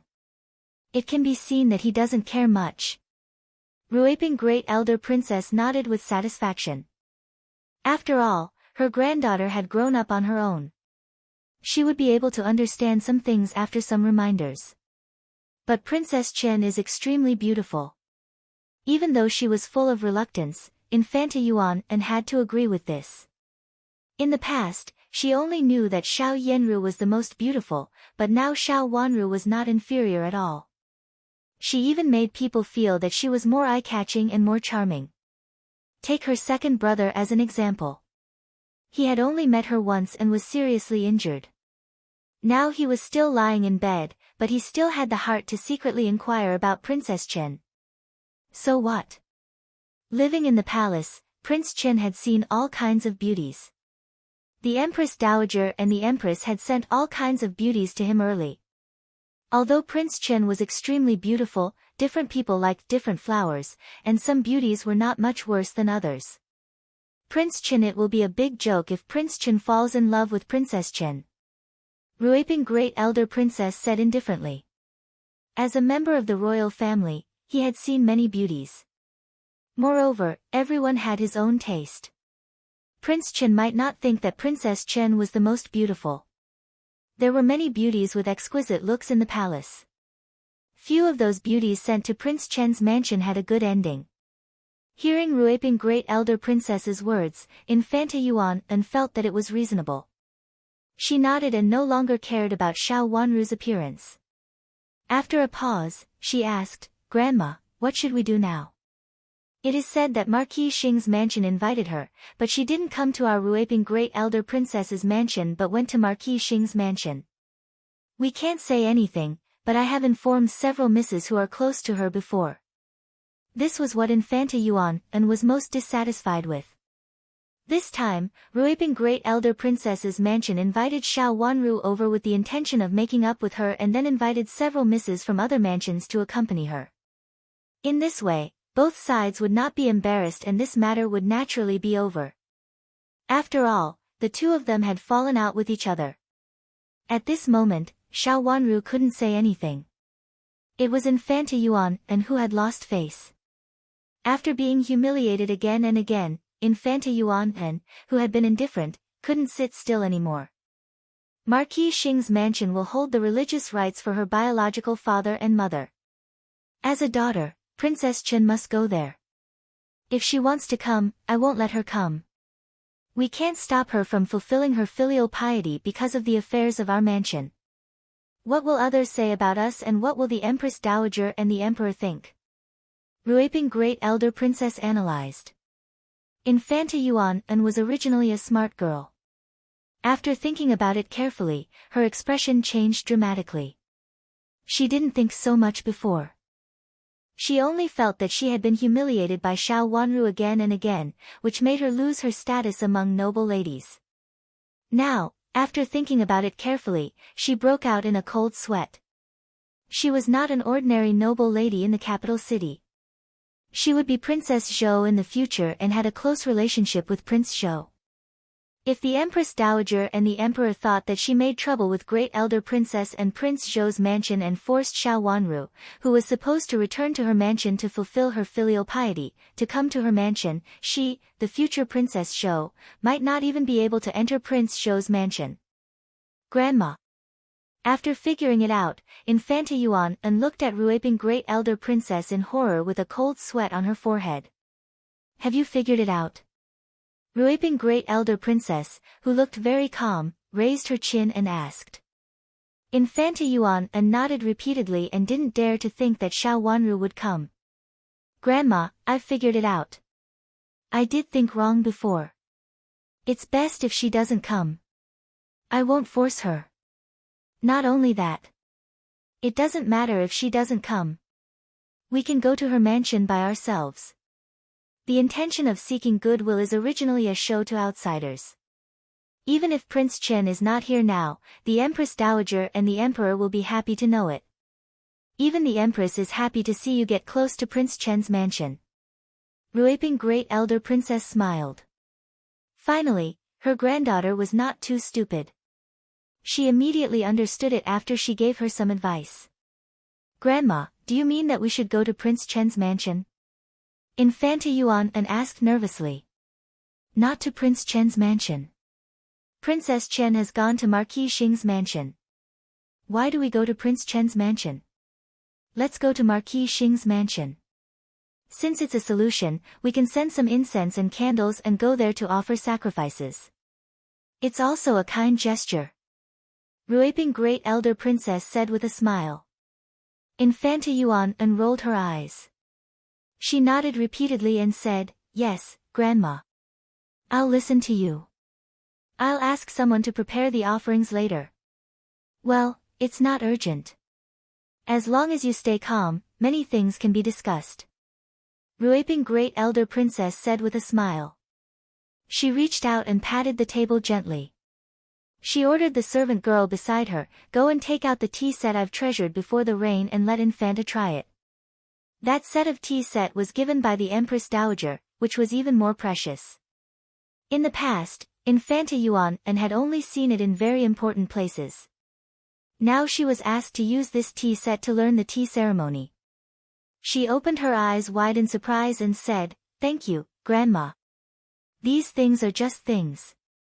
In the future, you can have whatever you want. When you go to Marquis Xing's mansion, if someone in Marquis Xing's mansion makes things difficult for Princess Chen, you must find a way to solve it. Although you are not Princess Zhou now, you are also a member of the royal family. You are her cousin. Ruiping Great Elder Princess said casually. If she became the Empress in the future, she would be second only to one person and superior to tens of thousands of people. She would have all kinds of good things. It was easy to understand why Marquis Xing's mansion suddenly held this kind of spell meeting at this time. Now there were rumors outside that Madame of Marquis Xing had been scheming against Princess Chen since a long time ago, and this matter was brought to the Ministry of Justice. It was not a matter that could be handled by the backyard. It was inevitable that Marquis Xing's mansion would lose face. The current matter could be big or small. The key was Princess Chen's attitude. It seemed that Princess Chen did not intend to be kind to it, so Marquis Xing's mansion came up with this idea to summon Princess Chen back. As for why they didn't force Princess Chen to come back, of course, it was because Marquis Xing's mansion was weak now. Even if they took filial piety as an example, many people thought that Marquis Xing's mansion was not kind to Princess Chen because of so many things before. Filial piety was not something that could be obtained easily. At present, except for the deceased heir of Duke Xing and Infanta Qinghua, Marquis Xing's mansion had nothing to threaten Princess Chen with. Infanta Yuan nodded knowingly. Help, she must help Xiao Wanru. Even if she had nothing to do, she had to find something to help. After all, she had to let Xiao Wanru see her family's sincerity. First of all, she had to show her sincerity through the sacrificial ceremony. Xiao Wanru was also preparing for the sacrificial ceremony. Time was a little rushed, so she couldn't prepare well for the time being. She sent Qing to the Yuhui nunnery overnight and asked the abbess of the Yuhui nunnery for a scripture that had been consecrated and some other things. Early the next morning, she went to Marquis Xing's mansion with her people. Xiao Yuanhao came directly from Rui and Great Elder Princess's mansion, so they didn't arrive together. Because they were going to hold the religious ceremony of the former heir of Duke Xing and Infanta Qinghua, some old friends also specially came to visit. When Xiao Wanru arrived, the scene had been very big and open. This was the first time that a religious ceremony was held in Marquis Xing's mansion for the deceased former heir of Duke Xing and Infanta Qinghua. After the accident, Duke Xing's mansion didn't make a big fuss about it. They just kept it under wraps and said a few words to some elders. Now, after so many years, they actually held such a religious ceremony again, which made many people feel ridiculous. This time, it was Princess Chen who was going against them. The two of them could hold such a religious ceremony in Marquis Xing's mansion with the help of their daughter, which made people feel that Marquis Xing's mansion was cold-blooded. The tea cools when the person is gone, and no one gets up early without benefits. Chapter 998. Nanny Yu had been waiting for Xiao Wanru in the front yard for a long time. Seeing her come over, she hurriedly stepped forward to bow, stepped aside, and said respectfully, "Princess Chen, please come with me." "Not in the main hall." Xiao Wanru paused slightly. "Not in the main hall. The main hall welcomes guests. There are many guests today. Old Madam and Master Ho can't receive them all at once. Please go to the main hall to serve tea for the time being." Xiao Wanru looked at Nanny Yu and suddenly said with a smile, "Nanny Yu, does Grandma think that my parents' religious ceremony should not be held in the main hall?" How could this be?" Nanny Yu stammered and shook her head hurriedly. Of course, she didn't dare to say this casually. It was true. Old Madam didn't really want to hold a religious ceremony. She just wanted to call Princess Chen back. Since they won't, why not put them in the main hall? Are my parents not qualified? Xiao Wanru said with a cold smile on her face. Some guests came from behind them and stopped when they heard what they said. It was not necessary to hold a religious ceremony in the main hall. However, if the deceased were important, it would usually be held in the main hall. Of course, the former heir of Duke and his wife are qualified, but now. Nanny Yu sighed and said, "The princess also knows that there are too many things in the Lord Protector's mansion recently, so Old Madam and Master Ho dare not make it public, so they put it in the side courtyard. In fact, it is not far away. It is just beside the main hall, and Marquis's religious ceremony was also put here." After Duke Xing died, the religious rite was indeed held in the side yard. For this reason, many people in the capital city thought that Xiao Jing, who ascended to the position of Duke Xing, did it on purpose. He felt that the old duke favored his elder brother, so he held the religious rite in the side yard. No matter how much the former heir of Duke Xing valued him, he couldn't surpass the old duke. Nanny Yu used the old duke as an example, so Xiao Wanru could only agree. Her watery eyes flashed silently, and her lips were slightly raised. In that case, Nanny Yu will lead the way.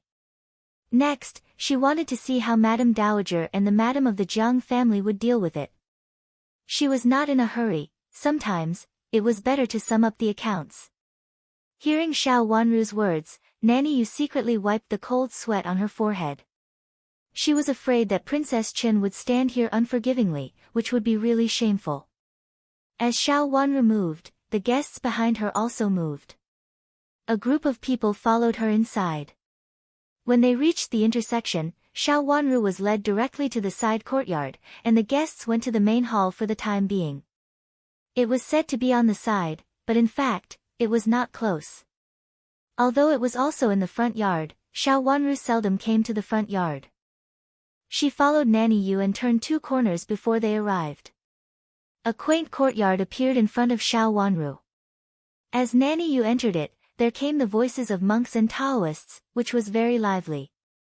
There were many incense sticks and candles in the entire courtyard. There were maids carefully serving the incense sticks. There were also novice monks and young Taoists.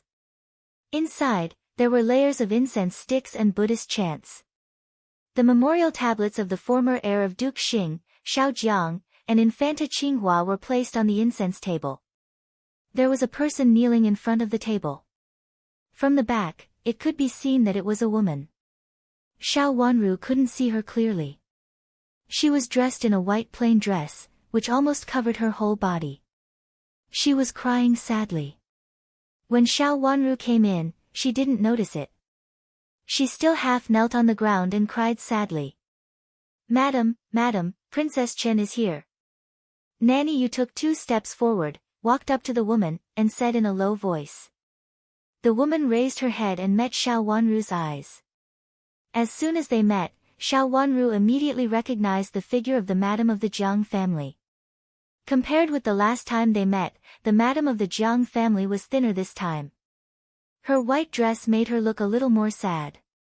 The Jiang family did not hear Nanny Yu's voice. She continued to cry and murmur. There were bursts of Buddhist incense in the air, and there was a familiar smell of medicine. Yes, the smell of medicine. Madam. Nanny Yu raised her voice a little. The servant girl beside her came over and gently shook the sleeves of the Jiang family. Only then did the Jiang family raise her head. The Jiang family in front of her was no longer the same as when Xiao Wanru first arrived at Marquis Xing's mansion. She was thin and old. Kneeling in front of the hall, her eyes were red, and she looked extremely pitiful. Madam, Princess Chen is here. Nanny Yu said again. Princess Chen. The Jiang family tried to get up in a hurry, and the incense in her hand almost fell. Nanny Yu hurriedly took it. The servant girl beside her helped her up, but she couldn't stand still no matter how hard she tried.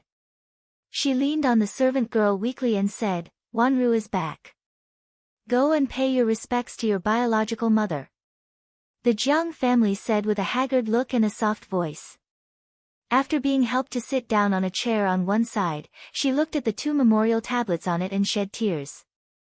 At that time, your mother and I married into Duke Xing's mansion one after another. We were young and impetuous, or we had some disputes. Now I think that I was wrong.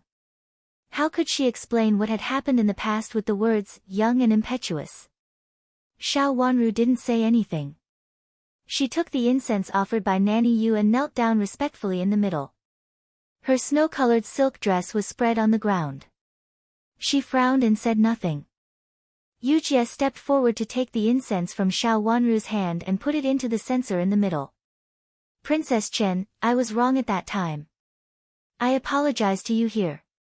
I hope that you can save the dignity of the Marquis' mansion for the sake of our mansion.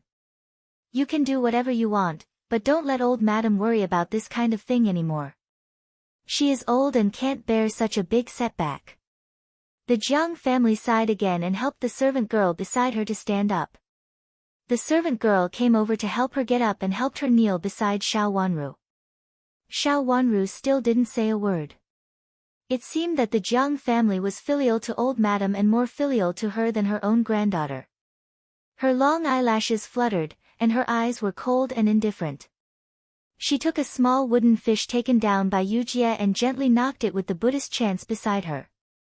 She had lived in the Yuhui nunnery for so long and had learned to knock the wooden fish with the scriptures long ago. Seeing that Xiao Wanru ignored her, the the Jiang family was not discouraged and continued, Wang Xingxue is not a good person.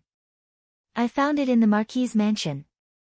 I wanted to drive him away with this matter, but I didn't expect that he really dared to do such a thing and put the blame on me. Wanru, for this point, I'm sorry. The Jiang family lowered her head and trembled. She looked extremely pitiful.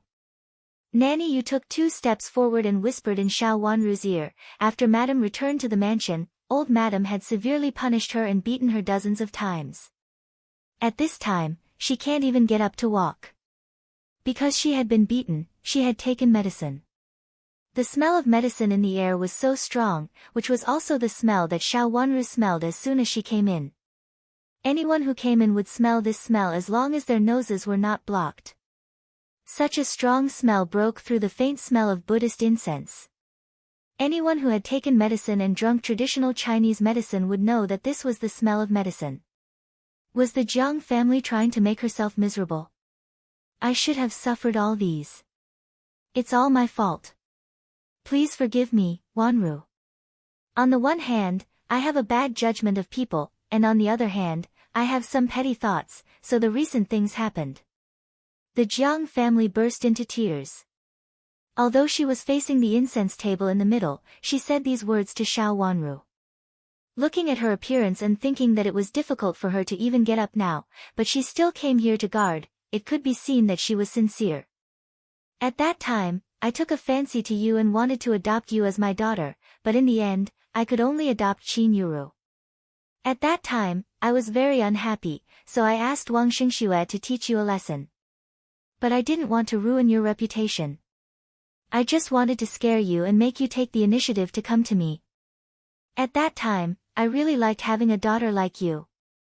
The Jiang family continued, when I talked about this, you hadn't officially adopted me. This was originally a matter of killing 2 birds with 1 stone. If Wang Xingxue really did this, I could drive him away, and you would inevitably approach me, who helped you out of trouble. I could have another daughter. I didn't expect things to change later. I was so busy that I forgot about it. Wang Xingxue didn't say anything to me and just plotted with Nanny Sheng to set you up. Speaking of this, the Jiang family burst into tears. It was really a good scheme to put all the blame on Nanny Sheng. She wondered how Nanny Sheng, who had died, would feel when she knew that Madame, who had served her wholeheartedly, still put all the blame on her. Xiao Wanru frowned and ignored the Jiang family's flawed excuse. She still gently knocked the wooden fish in her hand with a light look. Since she entered here until now, no outsider had appeared. Only the Jiang family had accompanied her, as if no one else in Marquis Xing's mansion had come to worship. When she entered the door just now, she clearly saw that there were guests coming. Princess Chen, it's all my fault. You can punish me in any way you want. Even if you want to kill me now, I won't frown. I just beg you to let go of Marquis Xing's mansion. If there's anything wrong, let me bear it alone. Don't let outsiders see us as a joke. The Jiang family begged again. She turned her body slightly and half-faced Xiao Wanru. She had prepared these words long ago. She had thought that Xiao Wanru would be moved by her words and would definitely respond even if she didn't forgive them. However, Xiao Wanru was so cold and indifferent, as if she didn't exist. Her reaction was different from what she had imagined, which made the Jiang family involuntarily a little anxious. She looked sideways at the gauze curtain behind the incense table and became anxious. Behind the incense table, there were heavy curtains, which looked sad and desolate. Wanru. The Jiang family turned her body and continued to turn her body. However, if she turned her body again, it seemed that she would face Xiao Wanru directly. It seemed that she was kneeling to Xiao Wanru. Madam Jiang, you'd better get up and talk. You are an elder. If you kneel in front of our princess, those who know will say that you are repenting to the infanta and the child, but those who don't know will think that you are kneeling to our princess. At this time, our princess is wholeheartedly reciting the Reincarnation Sutra for the child and infanta. If you have anything to say, you'd better say it later. Yu Jie came over and helped the Jiang family up. She had always been very strong, so Jiang family had to stand up. Chapter 999. Another servant girl came out from behind Xiao Wanru, and the two of them helped Madame of Duke Xing to sit down in the chair. Madame Jiang, please don't disturb our princess from reciting the Reincarnation Sutra for Infanta Qinghua and heir of Duke Xing. Yu Jie said in a low voice, looking neither humble nor arrogant. Madame of Duke Xing was so angry that she gritted her teeth secretly, but she could not interrupt Xiao Wanru at this time. She could only suppress her anger and said to Yu Jie kindly, "When will Princess Chen finish reciting the sutra?" "It's not certain," Yu Jie replied in a low voice. Madame of Duke Xing's anger rose again, but she suppressed it again and asked, "There is a limit to a scripture. How can you not know when it will be finished?" "There is a limit to a scripture, and there is a time when it will be finished. Our princess often recites it more than once. When she was in the Yuhui nunnery, she recited it for a whole day. No matter how many reincarnations she has recited, it is not enough to express our princess's filial piety. At that time, our princess once wanted to hold a religious rite in Marquis Xing's mansion. Now that there is such an opportunity, our princess will certainly recite it for a while." Yu Jie said, and then bowed respectfully to Madame of Duke Xing and said in a low voice, "Madame Jiang, I hope you don't disturb our princess and let her recite the Reincarnation Sutra for her parents quietly." Madame of Duke Xing felt that she had learned to suppress her temper after staying in the Yuhui nunnery for so long. In fact, she had always been good at suppressing her temper before.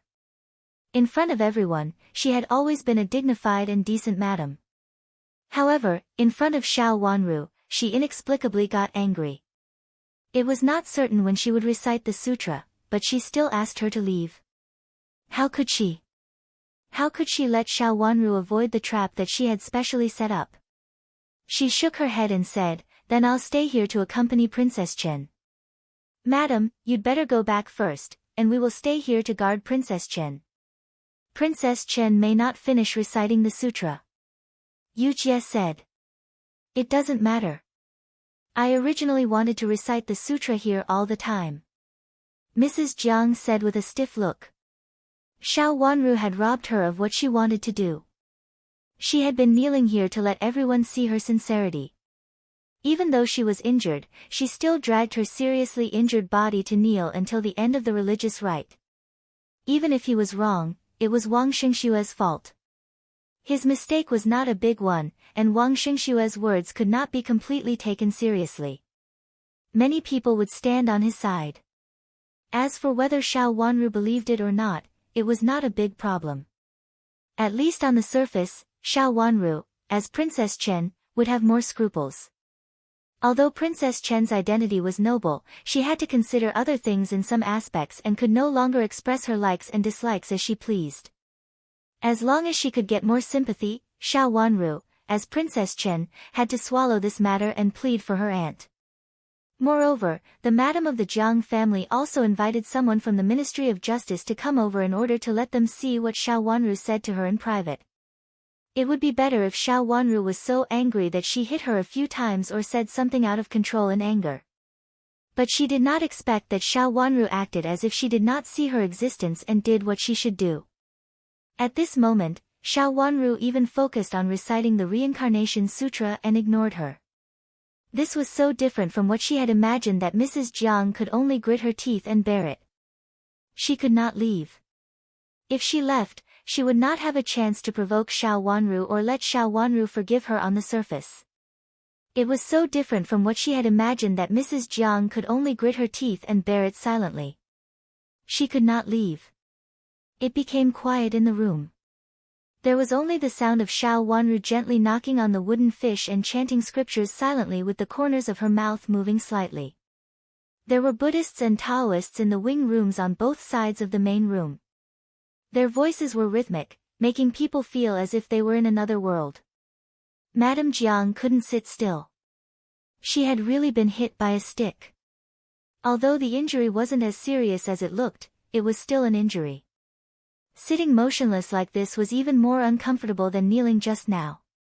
She held the railing of the chair and moved her body a little to make herself feel more comfortable. Then she secretly breathed a sigh of relief and lowered her head to listen quietly. After a while, she turned in another direction. After a while, she moved again, but she did not move at all. Her hands and feet were stiff. Her injured leg was stiff, sore, and numb, and there were bursts of pain. She turned in another direction again. Madam Jiang, can I help you change your position? Yujie noticed the embarrassment of her army and walked over to her side, asking in a low voice. Mrs. Jiang looked around and found that the chair was right next to the incense table and leaned against Xiao Wanru's side. She didn't dare to move too much because she felt very uncomfortable. She pointed to the door and hinted to Yujie to move the chair there. It was far away and she could move more freely. Yujie nodded and asked a servant girl to help Mrs. Jiang stand up. She carried the chair to the entrance of the hall and gently put it down. Then she invited Mrs. Jiang to come over and sit down. Mrs. Jiang walked over slowly with the help of the servant girl. After sitting down again, she raised her leg and felt like stretching again. The injury on her leg was not so painful. Just now, her leg was right beside Xiao Wanru, so it was really inconvenient for her to raise her leg for fear of touching Xiao Wanru. Madam, I'll make a cup of tea for you. Yujie said in a low voice. Mrs. Jiang nodded. She was tired and in pain, and she had some cold sweat. At this time, she was really thirsty. Yujie went inside and came over with a cup of tea after a while. She asked the servant girl of Prince Chen's mansion to bring a large tea table from the side room and put the teacup on it. Mrs. Jiang took it, took a sip, and exhaled heavily. She looked up at Xiao Wanru's back gloomily. Xiao Wanru, who was kneeling inside, was now far away from her. Madam, there are some snacks here. Please have some. Our princess brought them from Prince Chen's mansion. Yujie walked to the door, brought in a few snacks from the offerings she brought, and put them on the table in front of Mrs. Jiang. Then she pointed at Xiao Wanru and said, Madam, please be gentle when you eat them. Don't disturb our princess. Her behavior infuriated Madame Jiang. Xiao Wanru was not a good person. Xiao Yenru had thought that Xiao Wanru was a smart girl. Now it seemed that the kind of master had the same kind of servant. At this time, she was eating the offerings sent by Prince Chen's mansion. Nanny Yu, take these away. Mrs. Jiang said to Nanny Yu, who followed her. This. Nanny Yu looked at the table and frowned. She felt that such a large table was the most eyesore. She didn't know where Yujie found such a table. It shouldn't appear here in any case. Madam, she was about to persuade Mrs. Jiang to remove the table. Madam Jiang, this is a gift from our princess to Marquis Xing's mansion. Madam Jiang, do you dislike it? Yujie suddenly interrupted her. Her smiling face immediately turned cold. The servant girls of Prince Chen's mansion, who had worked with her, also stared at Mrs. Jiang and Nanny Yu with an unfriendly face. Nanny Yu panicked and swallowed her saliva. She couldn't help coughing loudly. She covered her chest and turned to run outside, for fear of disturbing Princess Chen. How can I dislike the things of your mansion? It's just that it's not appropriate now. Mrs. Jiang suppressed her anger and explained to a servant girl she used to despise the most. She had to lower her head under the eaves. She was no longer the madam of Duke Xing in the past. At this time, she had to bear with it even for the sake of her daughter. It's not appropriate now. When will it be appropriate? Yujie said unhappily. Her words were aggressive. I mean, take it away first. When your princess recovers, we can use some together. Mrs. Jiang said with a kind and decent smile. Except that she was too thin, and her smile was a little bony and inexplicably depressed, she was still the madam of Marquis Xing in the past. Our princess has already used it. Mrs. Jiang, you'd better use some first. Yujie suddenly picked up a plate of pastries on the table and sent it to Mrs. Jiang. Mrs. Jiang, please. Although her words were polite, there was not much respect on her face. Being repeatedly pressured by a servant girl, Mrs. Jiang couldn't bear it at this time even though she could bear it. Her face darkened and she said, How dare you? Leave now. Mrs. Jiang, do you want to use it or not? Yu Jie ignored her. She raised her eyebrows and looked at her fearlessly, as if she would force the pastries in her hand into her mouth if Mrs. Jiang gave a bad answer. You. Mrs. Jiang was furious.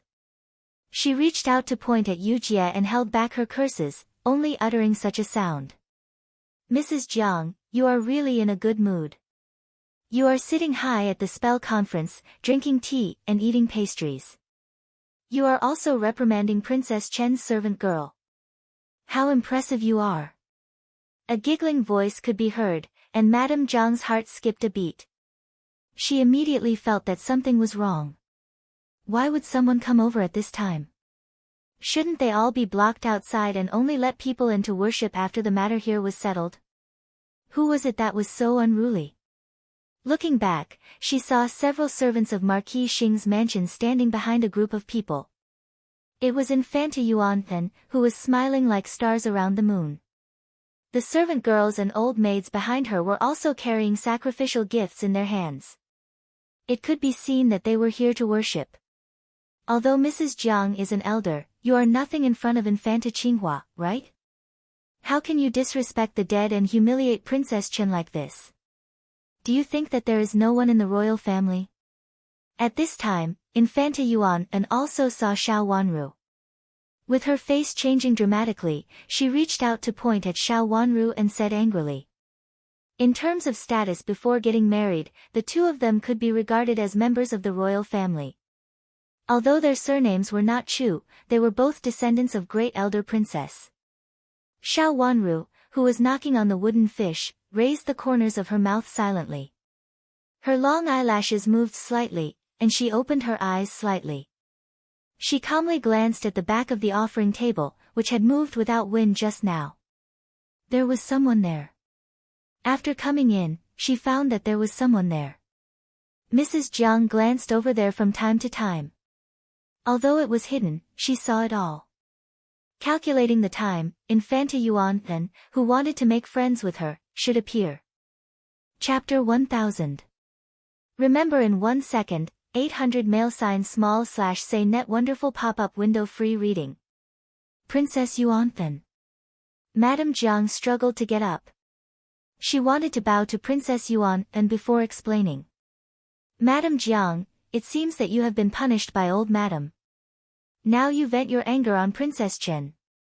Although Princess Chen is a junior, she is the daughter-in-law of the royal family and the granddaughter of Rui, and great elder princess.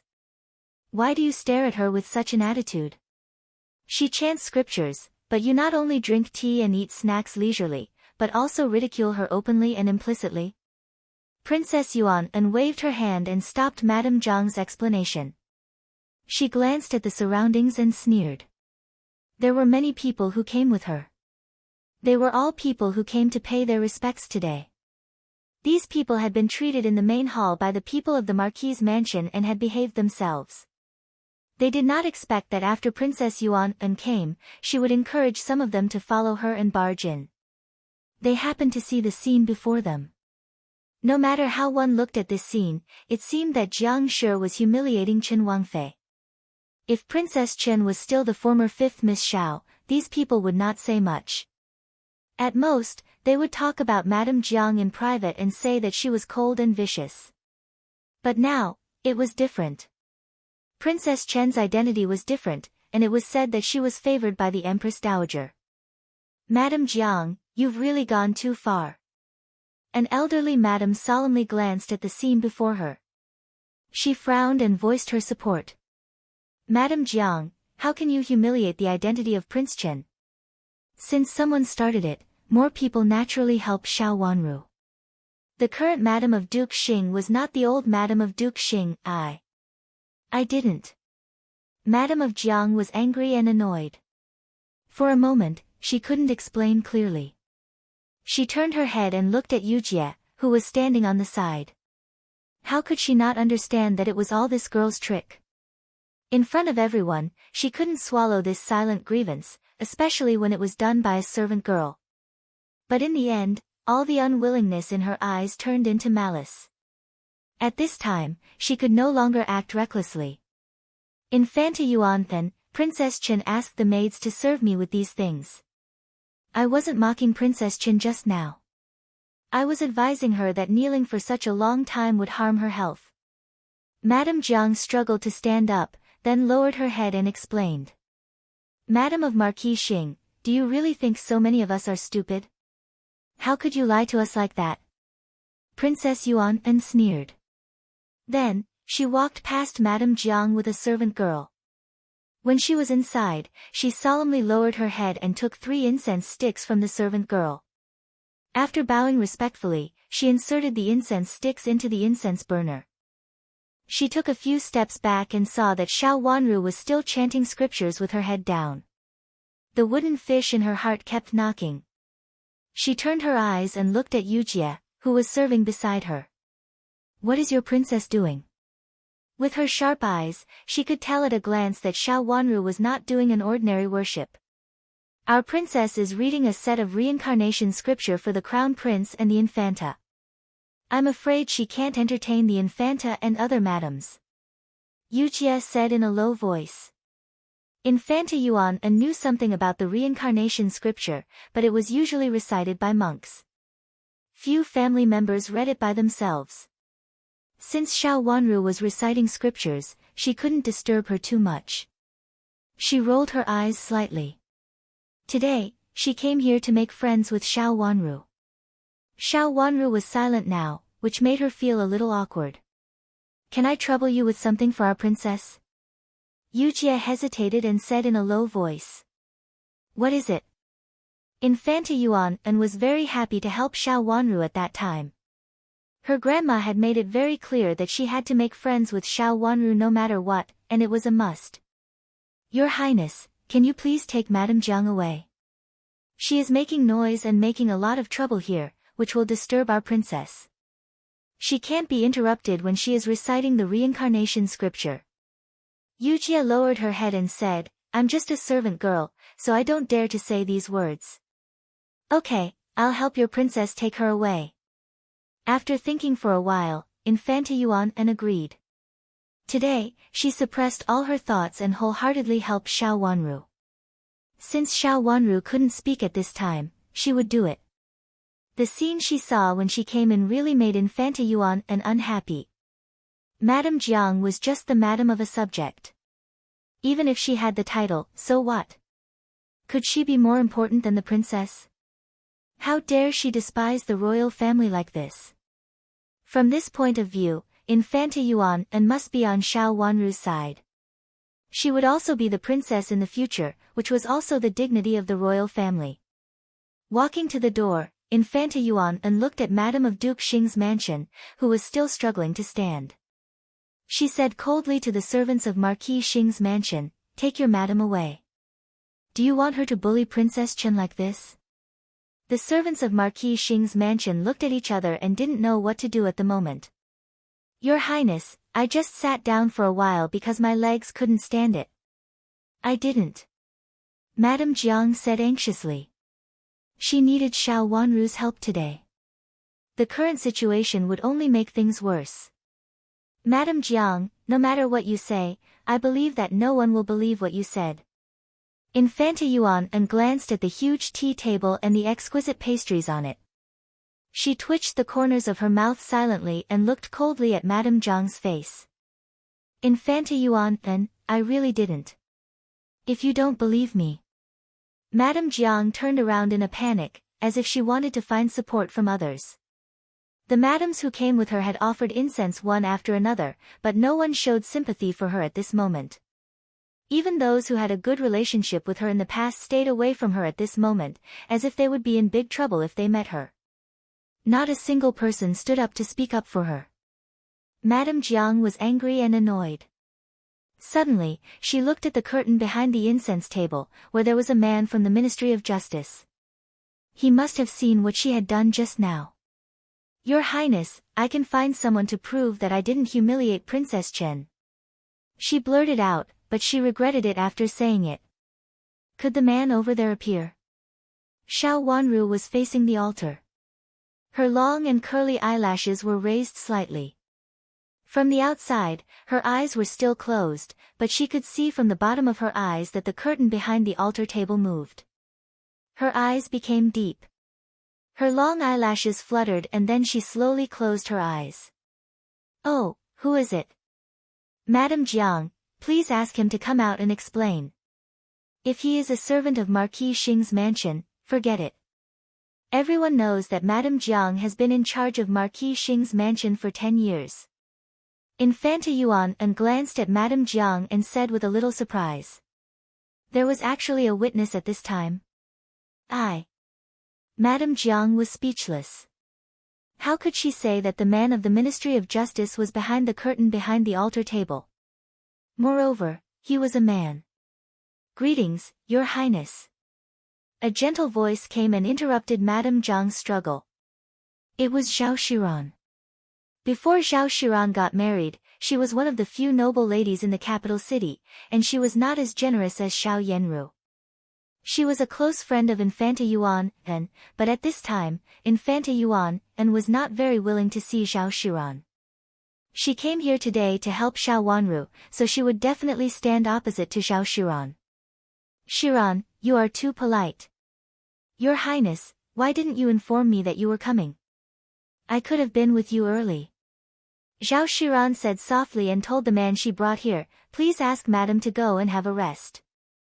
The doctor asked Madam to lie down for a long time.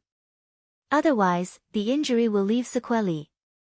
Her words were very implicit, but the meaning in her words was stronger than the smell of Buddha incense, which was enough to prove that what she said was true.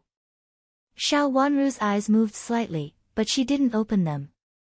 Compared with all the actions and words of Madame Jiang just now, Zhao Shiran was obviously much more powerful. Just these words had proved Madame Jiang's injury and her intention to come here on purpose. No one would come here with an injury to bully others.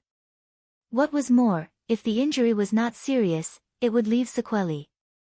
Compared with Madame Jiang, Zhao Shiran was calmer, better at adapting to the situation, and more difficult to deal with. At this time, Madame Jiang also came to her senses. She nodded at once, leaned against the maid who came to support her, and glanced at Xiao Wanru guiltily. She patted the maid's hand and motioned for her to help her come forward. She came to Xiao Wanru's side, bent down with difficulty, and said, "Princess Chen, I will go back to have a rest first. When I feel a little better, I will immediately come to recite scriptures with you." Xiao Wanru said nothing. After saying that, Madame Jiang stood up. Her face became paler and paler, and her body was on the verge of collapse, but she still held on. There were even small beads of sweat on her forehead. Judging from her expression and the smell of medicine, everyone could sense that she was holding on. Since she really held on, she should not be as arrogant and domineering as everyone had seen before. Did everyone see wrongly before, or did the maid of Prince Chen's mansion play tricks on her? Princess Chen couldn't speak now, but the maid could. Someone couldn't help turning to Yujie, who was standing beside Xiao Wanru. The good situation just now was disrupted by Zhao Shiran's words. Yujie had already received Xiao Wanru's hint and took a few sticks of incense beside Xiao Wanru.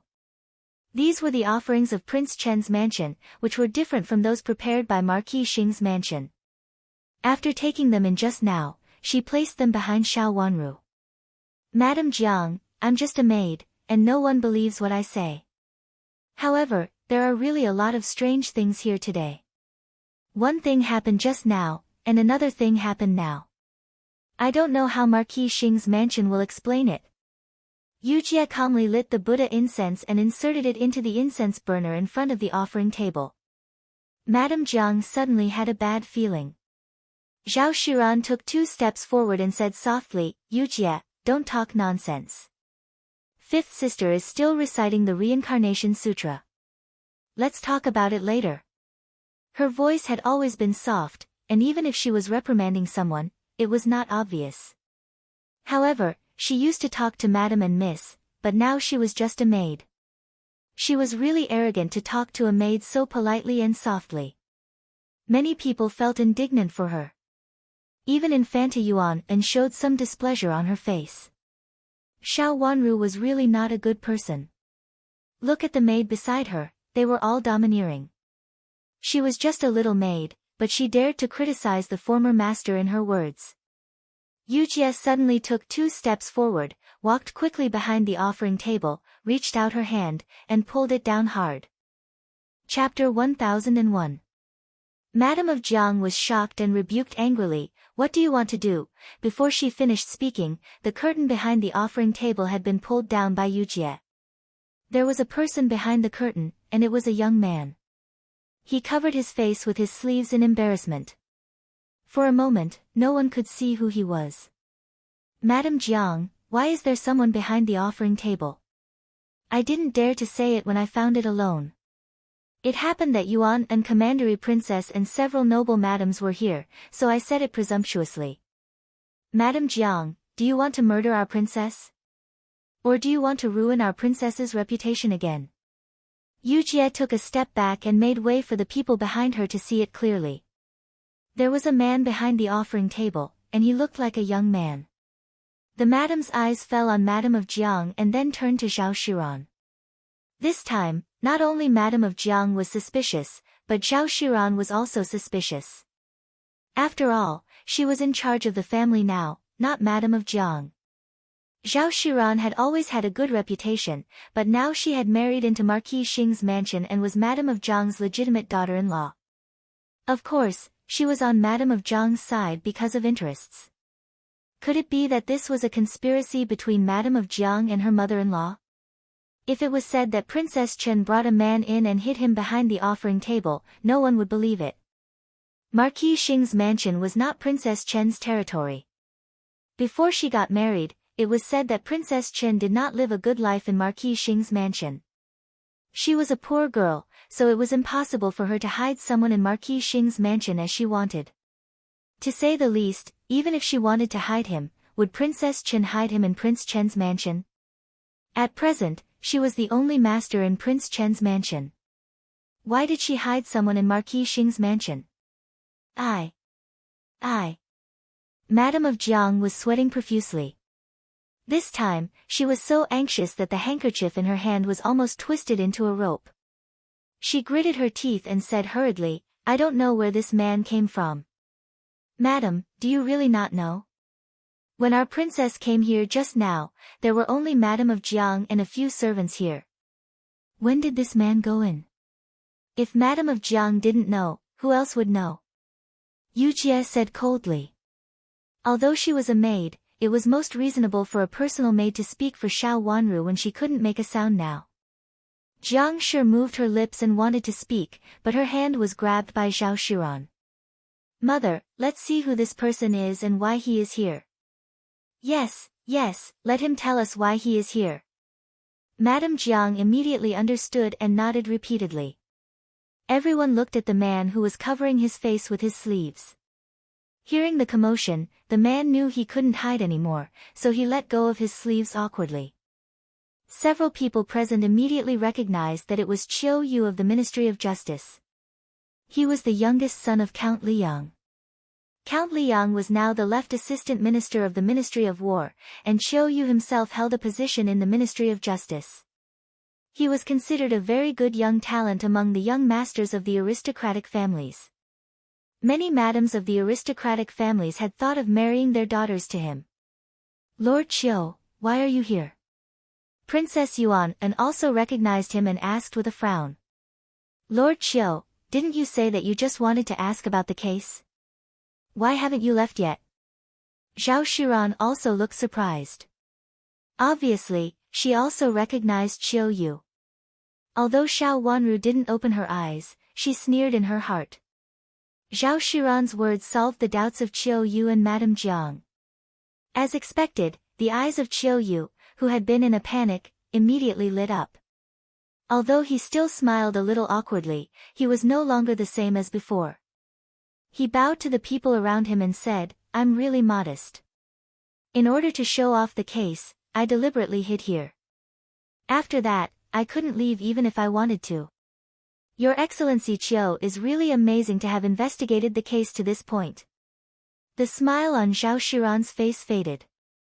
No one would be happy to find out this kind of thing, not to mention that it led to so many troubles. I'm modest. It's really a business matter, so I have to do this. I hope first Grandma can forgive me.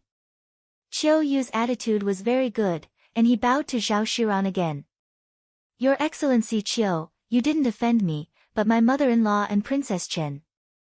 Because of you, my mother-in-law was suspected by Princess Chen and thought that my mother-in-law was going to harm her, Zhao Shiran said coldly. This matter is indeed my fault. I will apologize to Princess Chen. Qiu Yu bowed deeply again. Your Excellency Qiu, you made me misunderstood by Princess Chen again. If I hadn't made it clear on the spot just now, Princess Chen would have thought that it was my fault again, just like the last misunderstanding.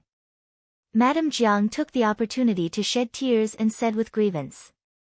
Did this mean that what Wang Xingxue said in the news from the Ministry of Justice was false?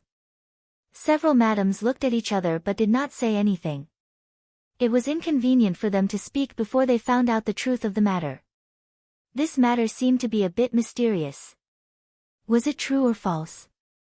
Qiu Yu walked up to Xiao Wanru, bowed deeply to Xiao Wanru, and then said shamefully, Princess Chen, I heard that Marquis Xing's mansion was going to perform religious rites for heir of Duke and Infanta today, so I deliberately sneaked in and wanted to hear what everyone said in private. Now I hide behind the altar table. If I disturb Princess Chen, please forgive me. I can't help myself in the Ministry of Justice.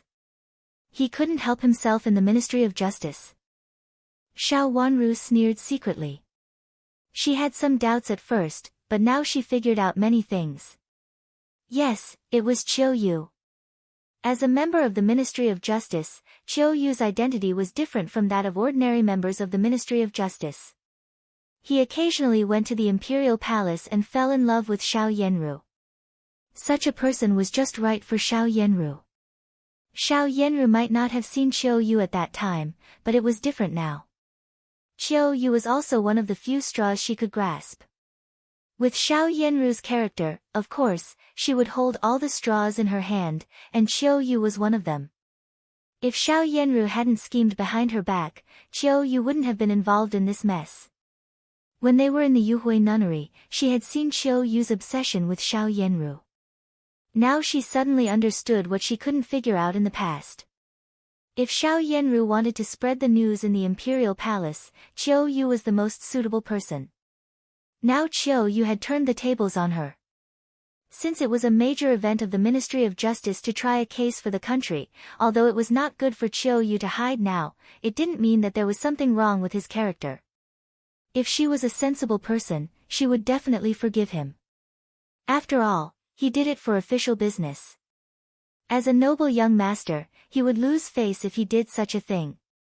Qiu Yu did hide to eavesdrop today, but he was eavesdropping on Xiao Yanru.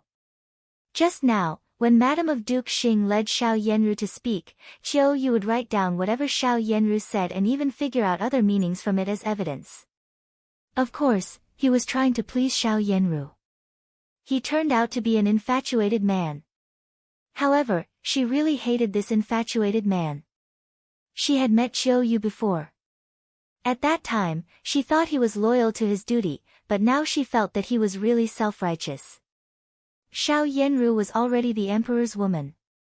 Xiao Yanru was already the emperor's woman. Why did he think that he could still love Xiao Yanru and be with her? He was a useless and daring man. Now he even turned the tables on her and thought that she had to accept it. She couldn't do anything about it. With the Ministry of Justice's reputation, even if she was Princess Chen, she couldn't dare to meddle in the affairs of the Ministry of Justice, could she? The wooden fish in her hand didn't stop, and she gently chanted the scripture, ignoring Qiu Yu. Princess Chen, I apologize to you. I hope you can forgive me. It's all my fault. After Prince Chen returns to the capital city, I will definitely come to apologize to you. Seeing that Xiao Wanru didn't respond to him, Qiu Yu bowed deeply again and lowered his head respectfully. His words were even more gentle. Prince Chen was not in the capital city now, so it was indeed inconvenient for him, a man, to visit Princess Chen.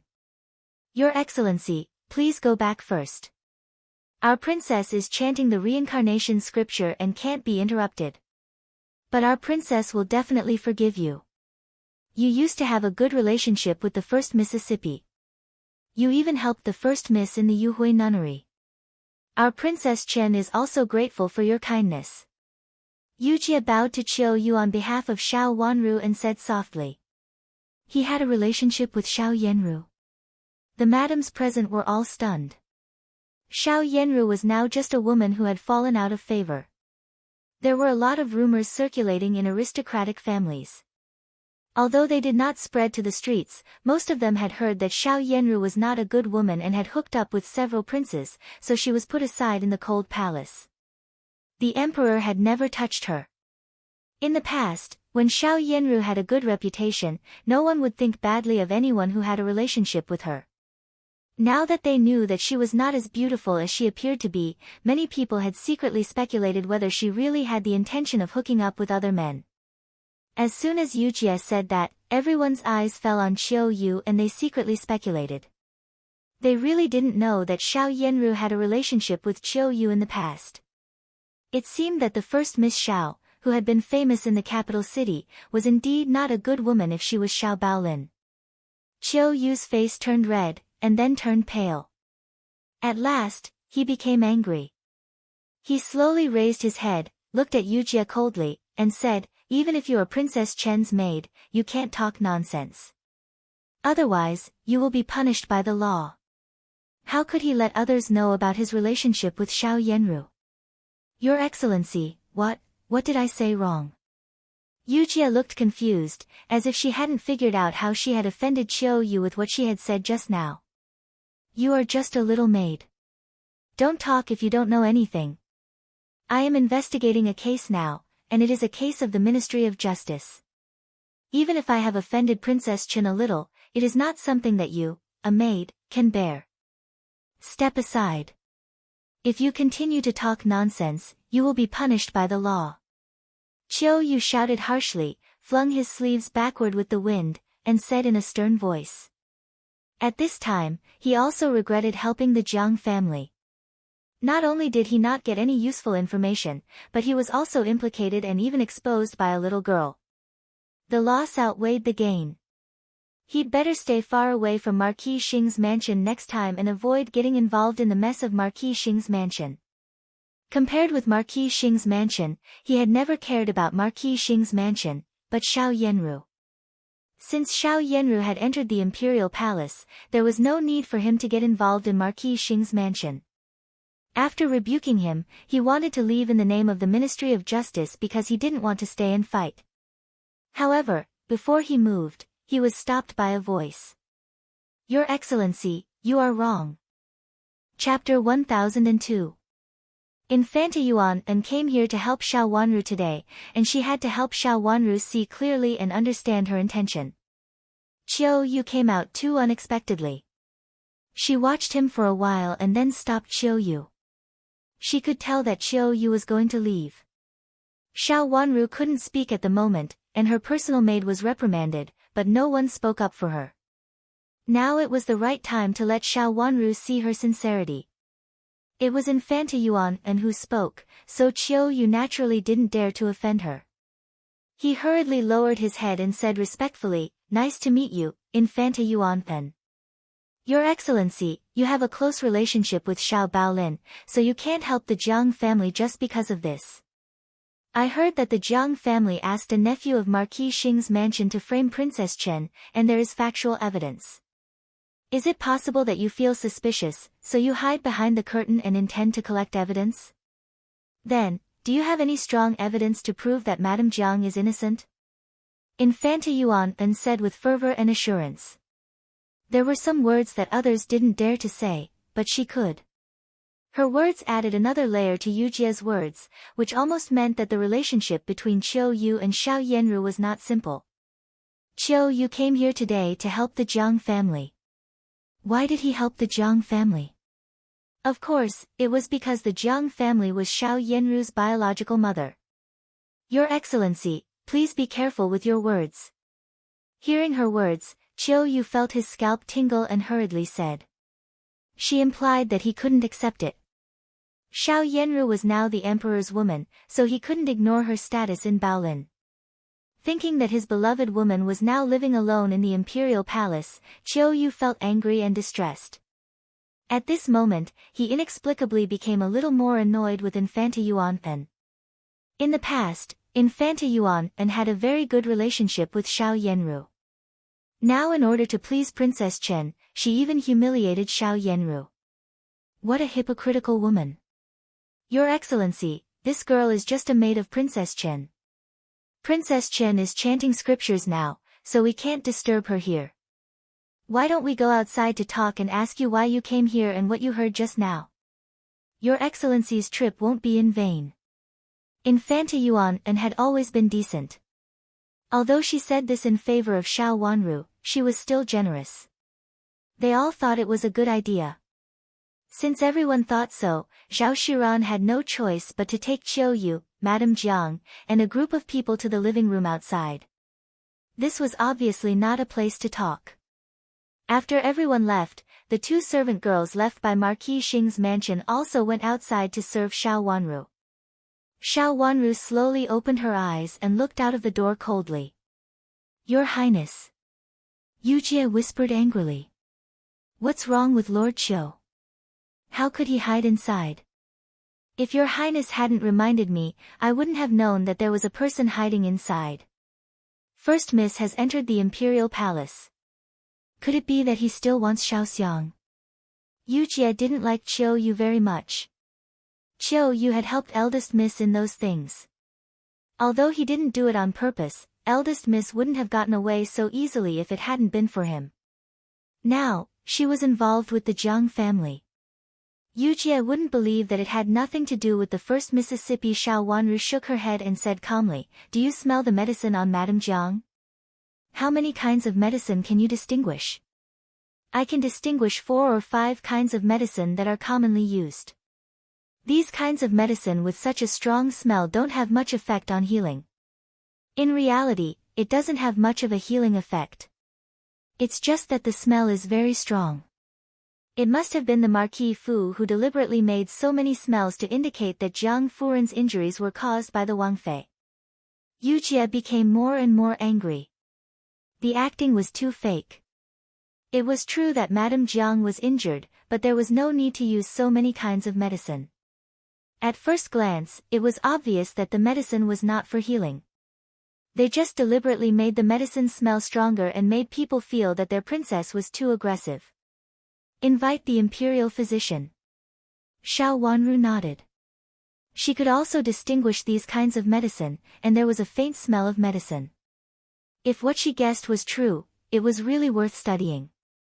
Invite the imperial physician. Yu Jie didn't keep up with Xiao Wanru's thoughts and was stunned for a moment. They are all fake. The smell of medicine is so strong, but it's useless, which will definitely make people doubt the intention of Marquis Xing's mansion. I came here today to represent the weakness, so I have to follow the arrangement of Marquis Xing's mansion. But if the Empress Dowager in the Imperial Palace intervenes, old Madame can't do anything even if she wants to. Madame Jiang has other intentions, which can be distinguished by the smell of medicine. Of course, only an imperial physician who is proficient in the smell of medicine can do it. Xiao Wanru ordered.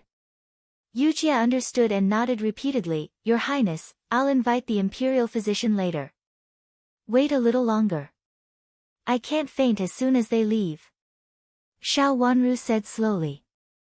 Marquis Xing's mansion had set up a trap for her, but she had to come.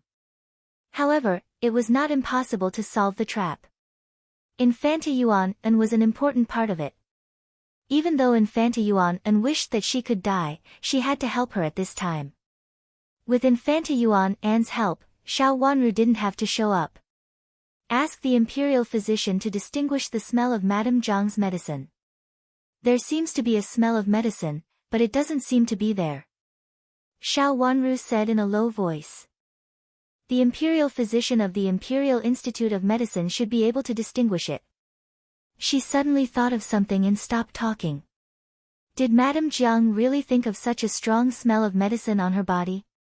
Or was there someone in the mansion who knew medicine? She inexplicably thought of a habitual action of Zhao Shiran. Did she want to feel her pulse at that time? Could it be possible that Zhao Shiran also knew medicine? This idea was very strange, but it inexplicably stuck in her heart. Some small details were the easiest to reveal the truth. Yujie, did you make a calming sachet before? Did you take it with you? I did. Yujie reached out to take off the sachet hanging at her waist and handed it to Xiao Wanru, in the living room, Infanta Yuan, and was sitting in the first seat. She had the most distinguished status, but Zhao Shiran was sitting beside her. Madame Jiang, who was supposed to accompany her the most, looked pale. At first glance, it seemed that she couldn't hold on, so she sat beside Zhao Shiran. Several madams in the guest seats on the other side also sat down. Qiu Yu wanted to leave, but it was not convenient for him to do so at this time. After everyone sat down, the servant girl served tea and left. Infanta Yuan looked at Qiu Yu and said with a serious face, "Your Excellency, please tell me what you saw just now. There are several virtuous and respectable madams here, and it would be best if they could bear witness to what you have said." Except for Xiao Wanru, Infanta Yuan had always been generous and fair. At this time, she asked in a deep voice, which was very like a great elder princess. "Your Excellency, please tell me the truth." Zhao Shiran also said with a slight smile. "Yes, Your Excellency, just tell me what you saw and heard just now." Speaking of which, Princess Consort Chen's servant girl forced me to eat pastries. I clearly had good intentions before, but that servant girl took advantage of Princess Consort Chen's power to bully me like this. Madame Jiang also interrupted. She had been very aggrieved just now. It was this bitch Yujie who had given her pastries, but why did everyone suspect her of acting domineeringly? As long as Qiu Yuning pointed it out, she could use it to turn the tables and implicate Xiao Wanru. Thinking of the excitement, she didn't care about her injuries and urged, "Your Excellency, please tell me the truth." Infanta Yuan and several madams will definitely uphold justice. You arrived early, so you can see it clearly.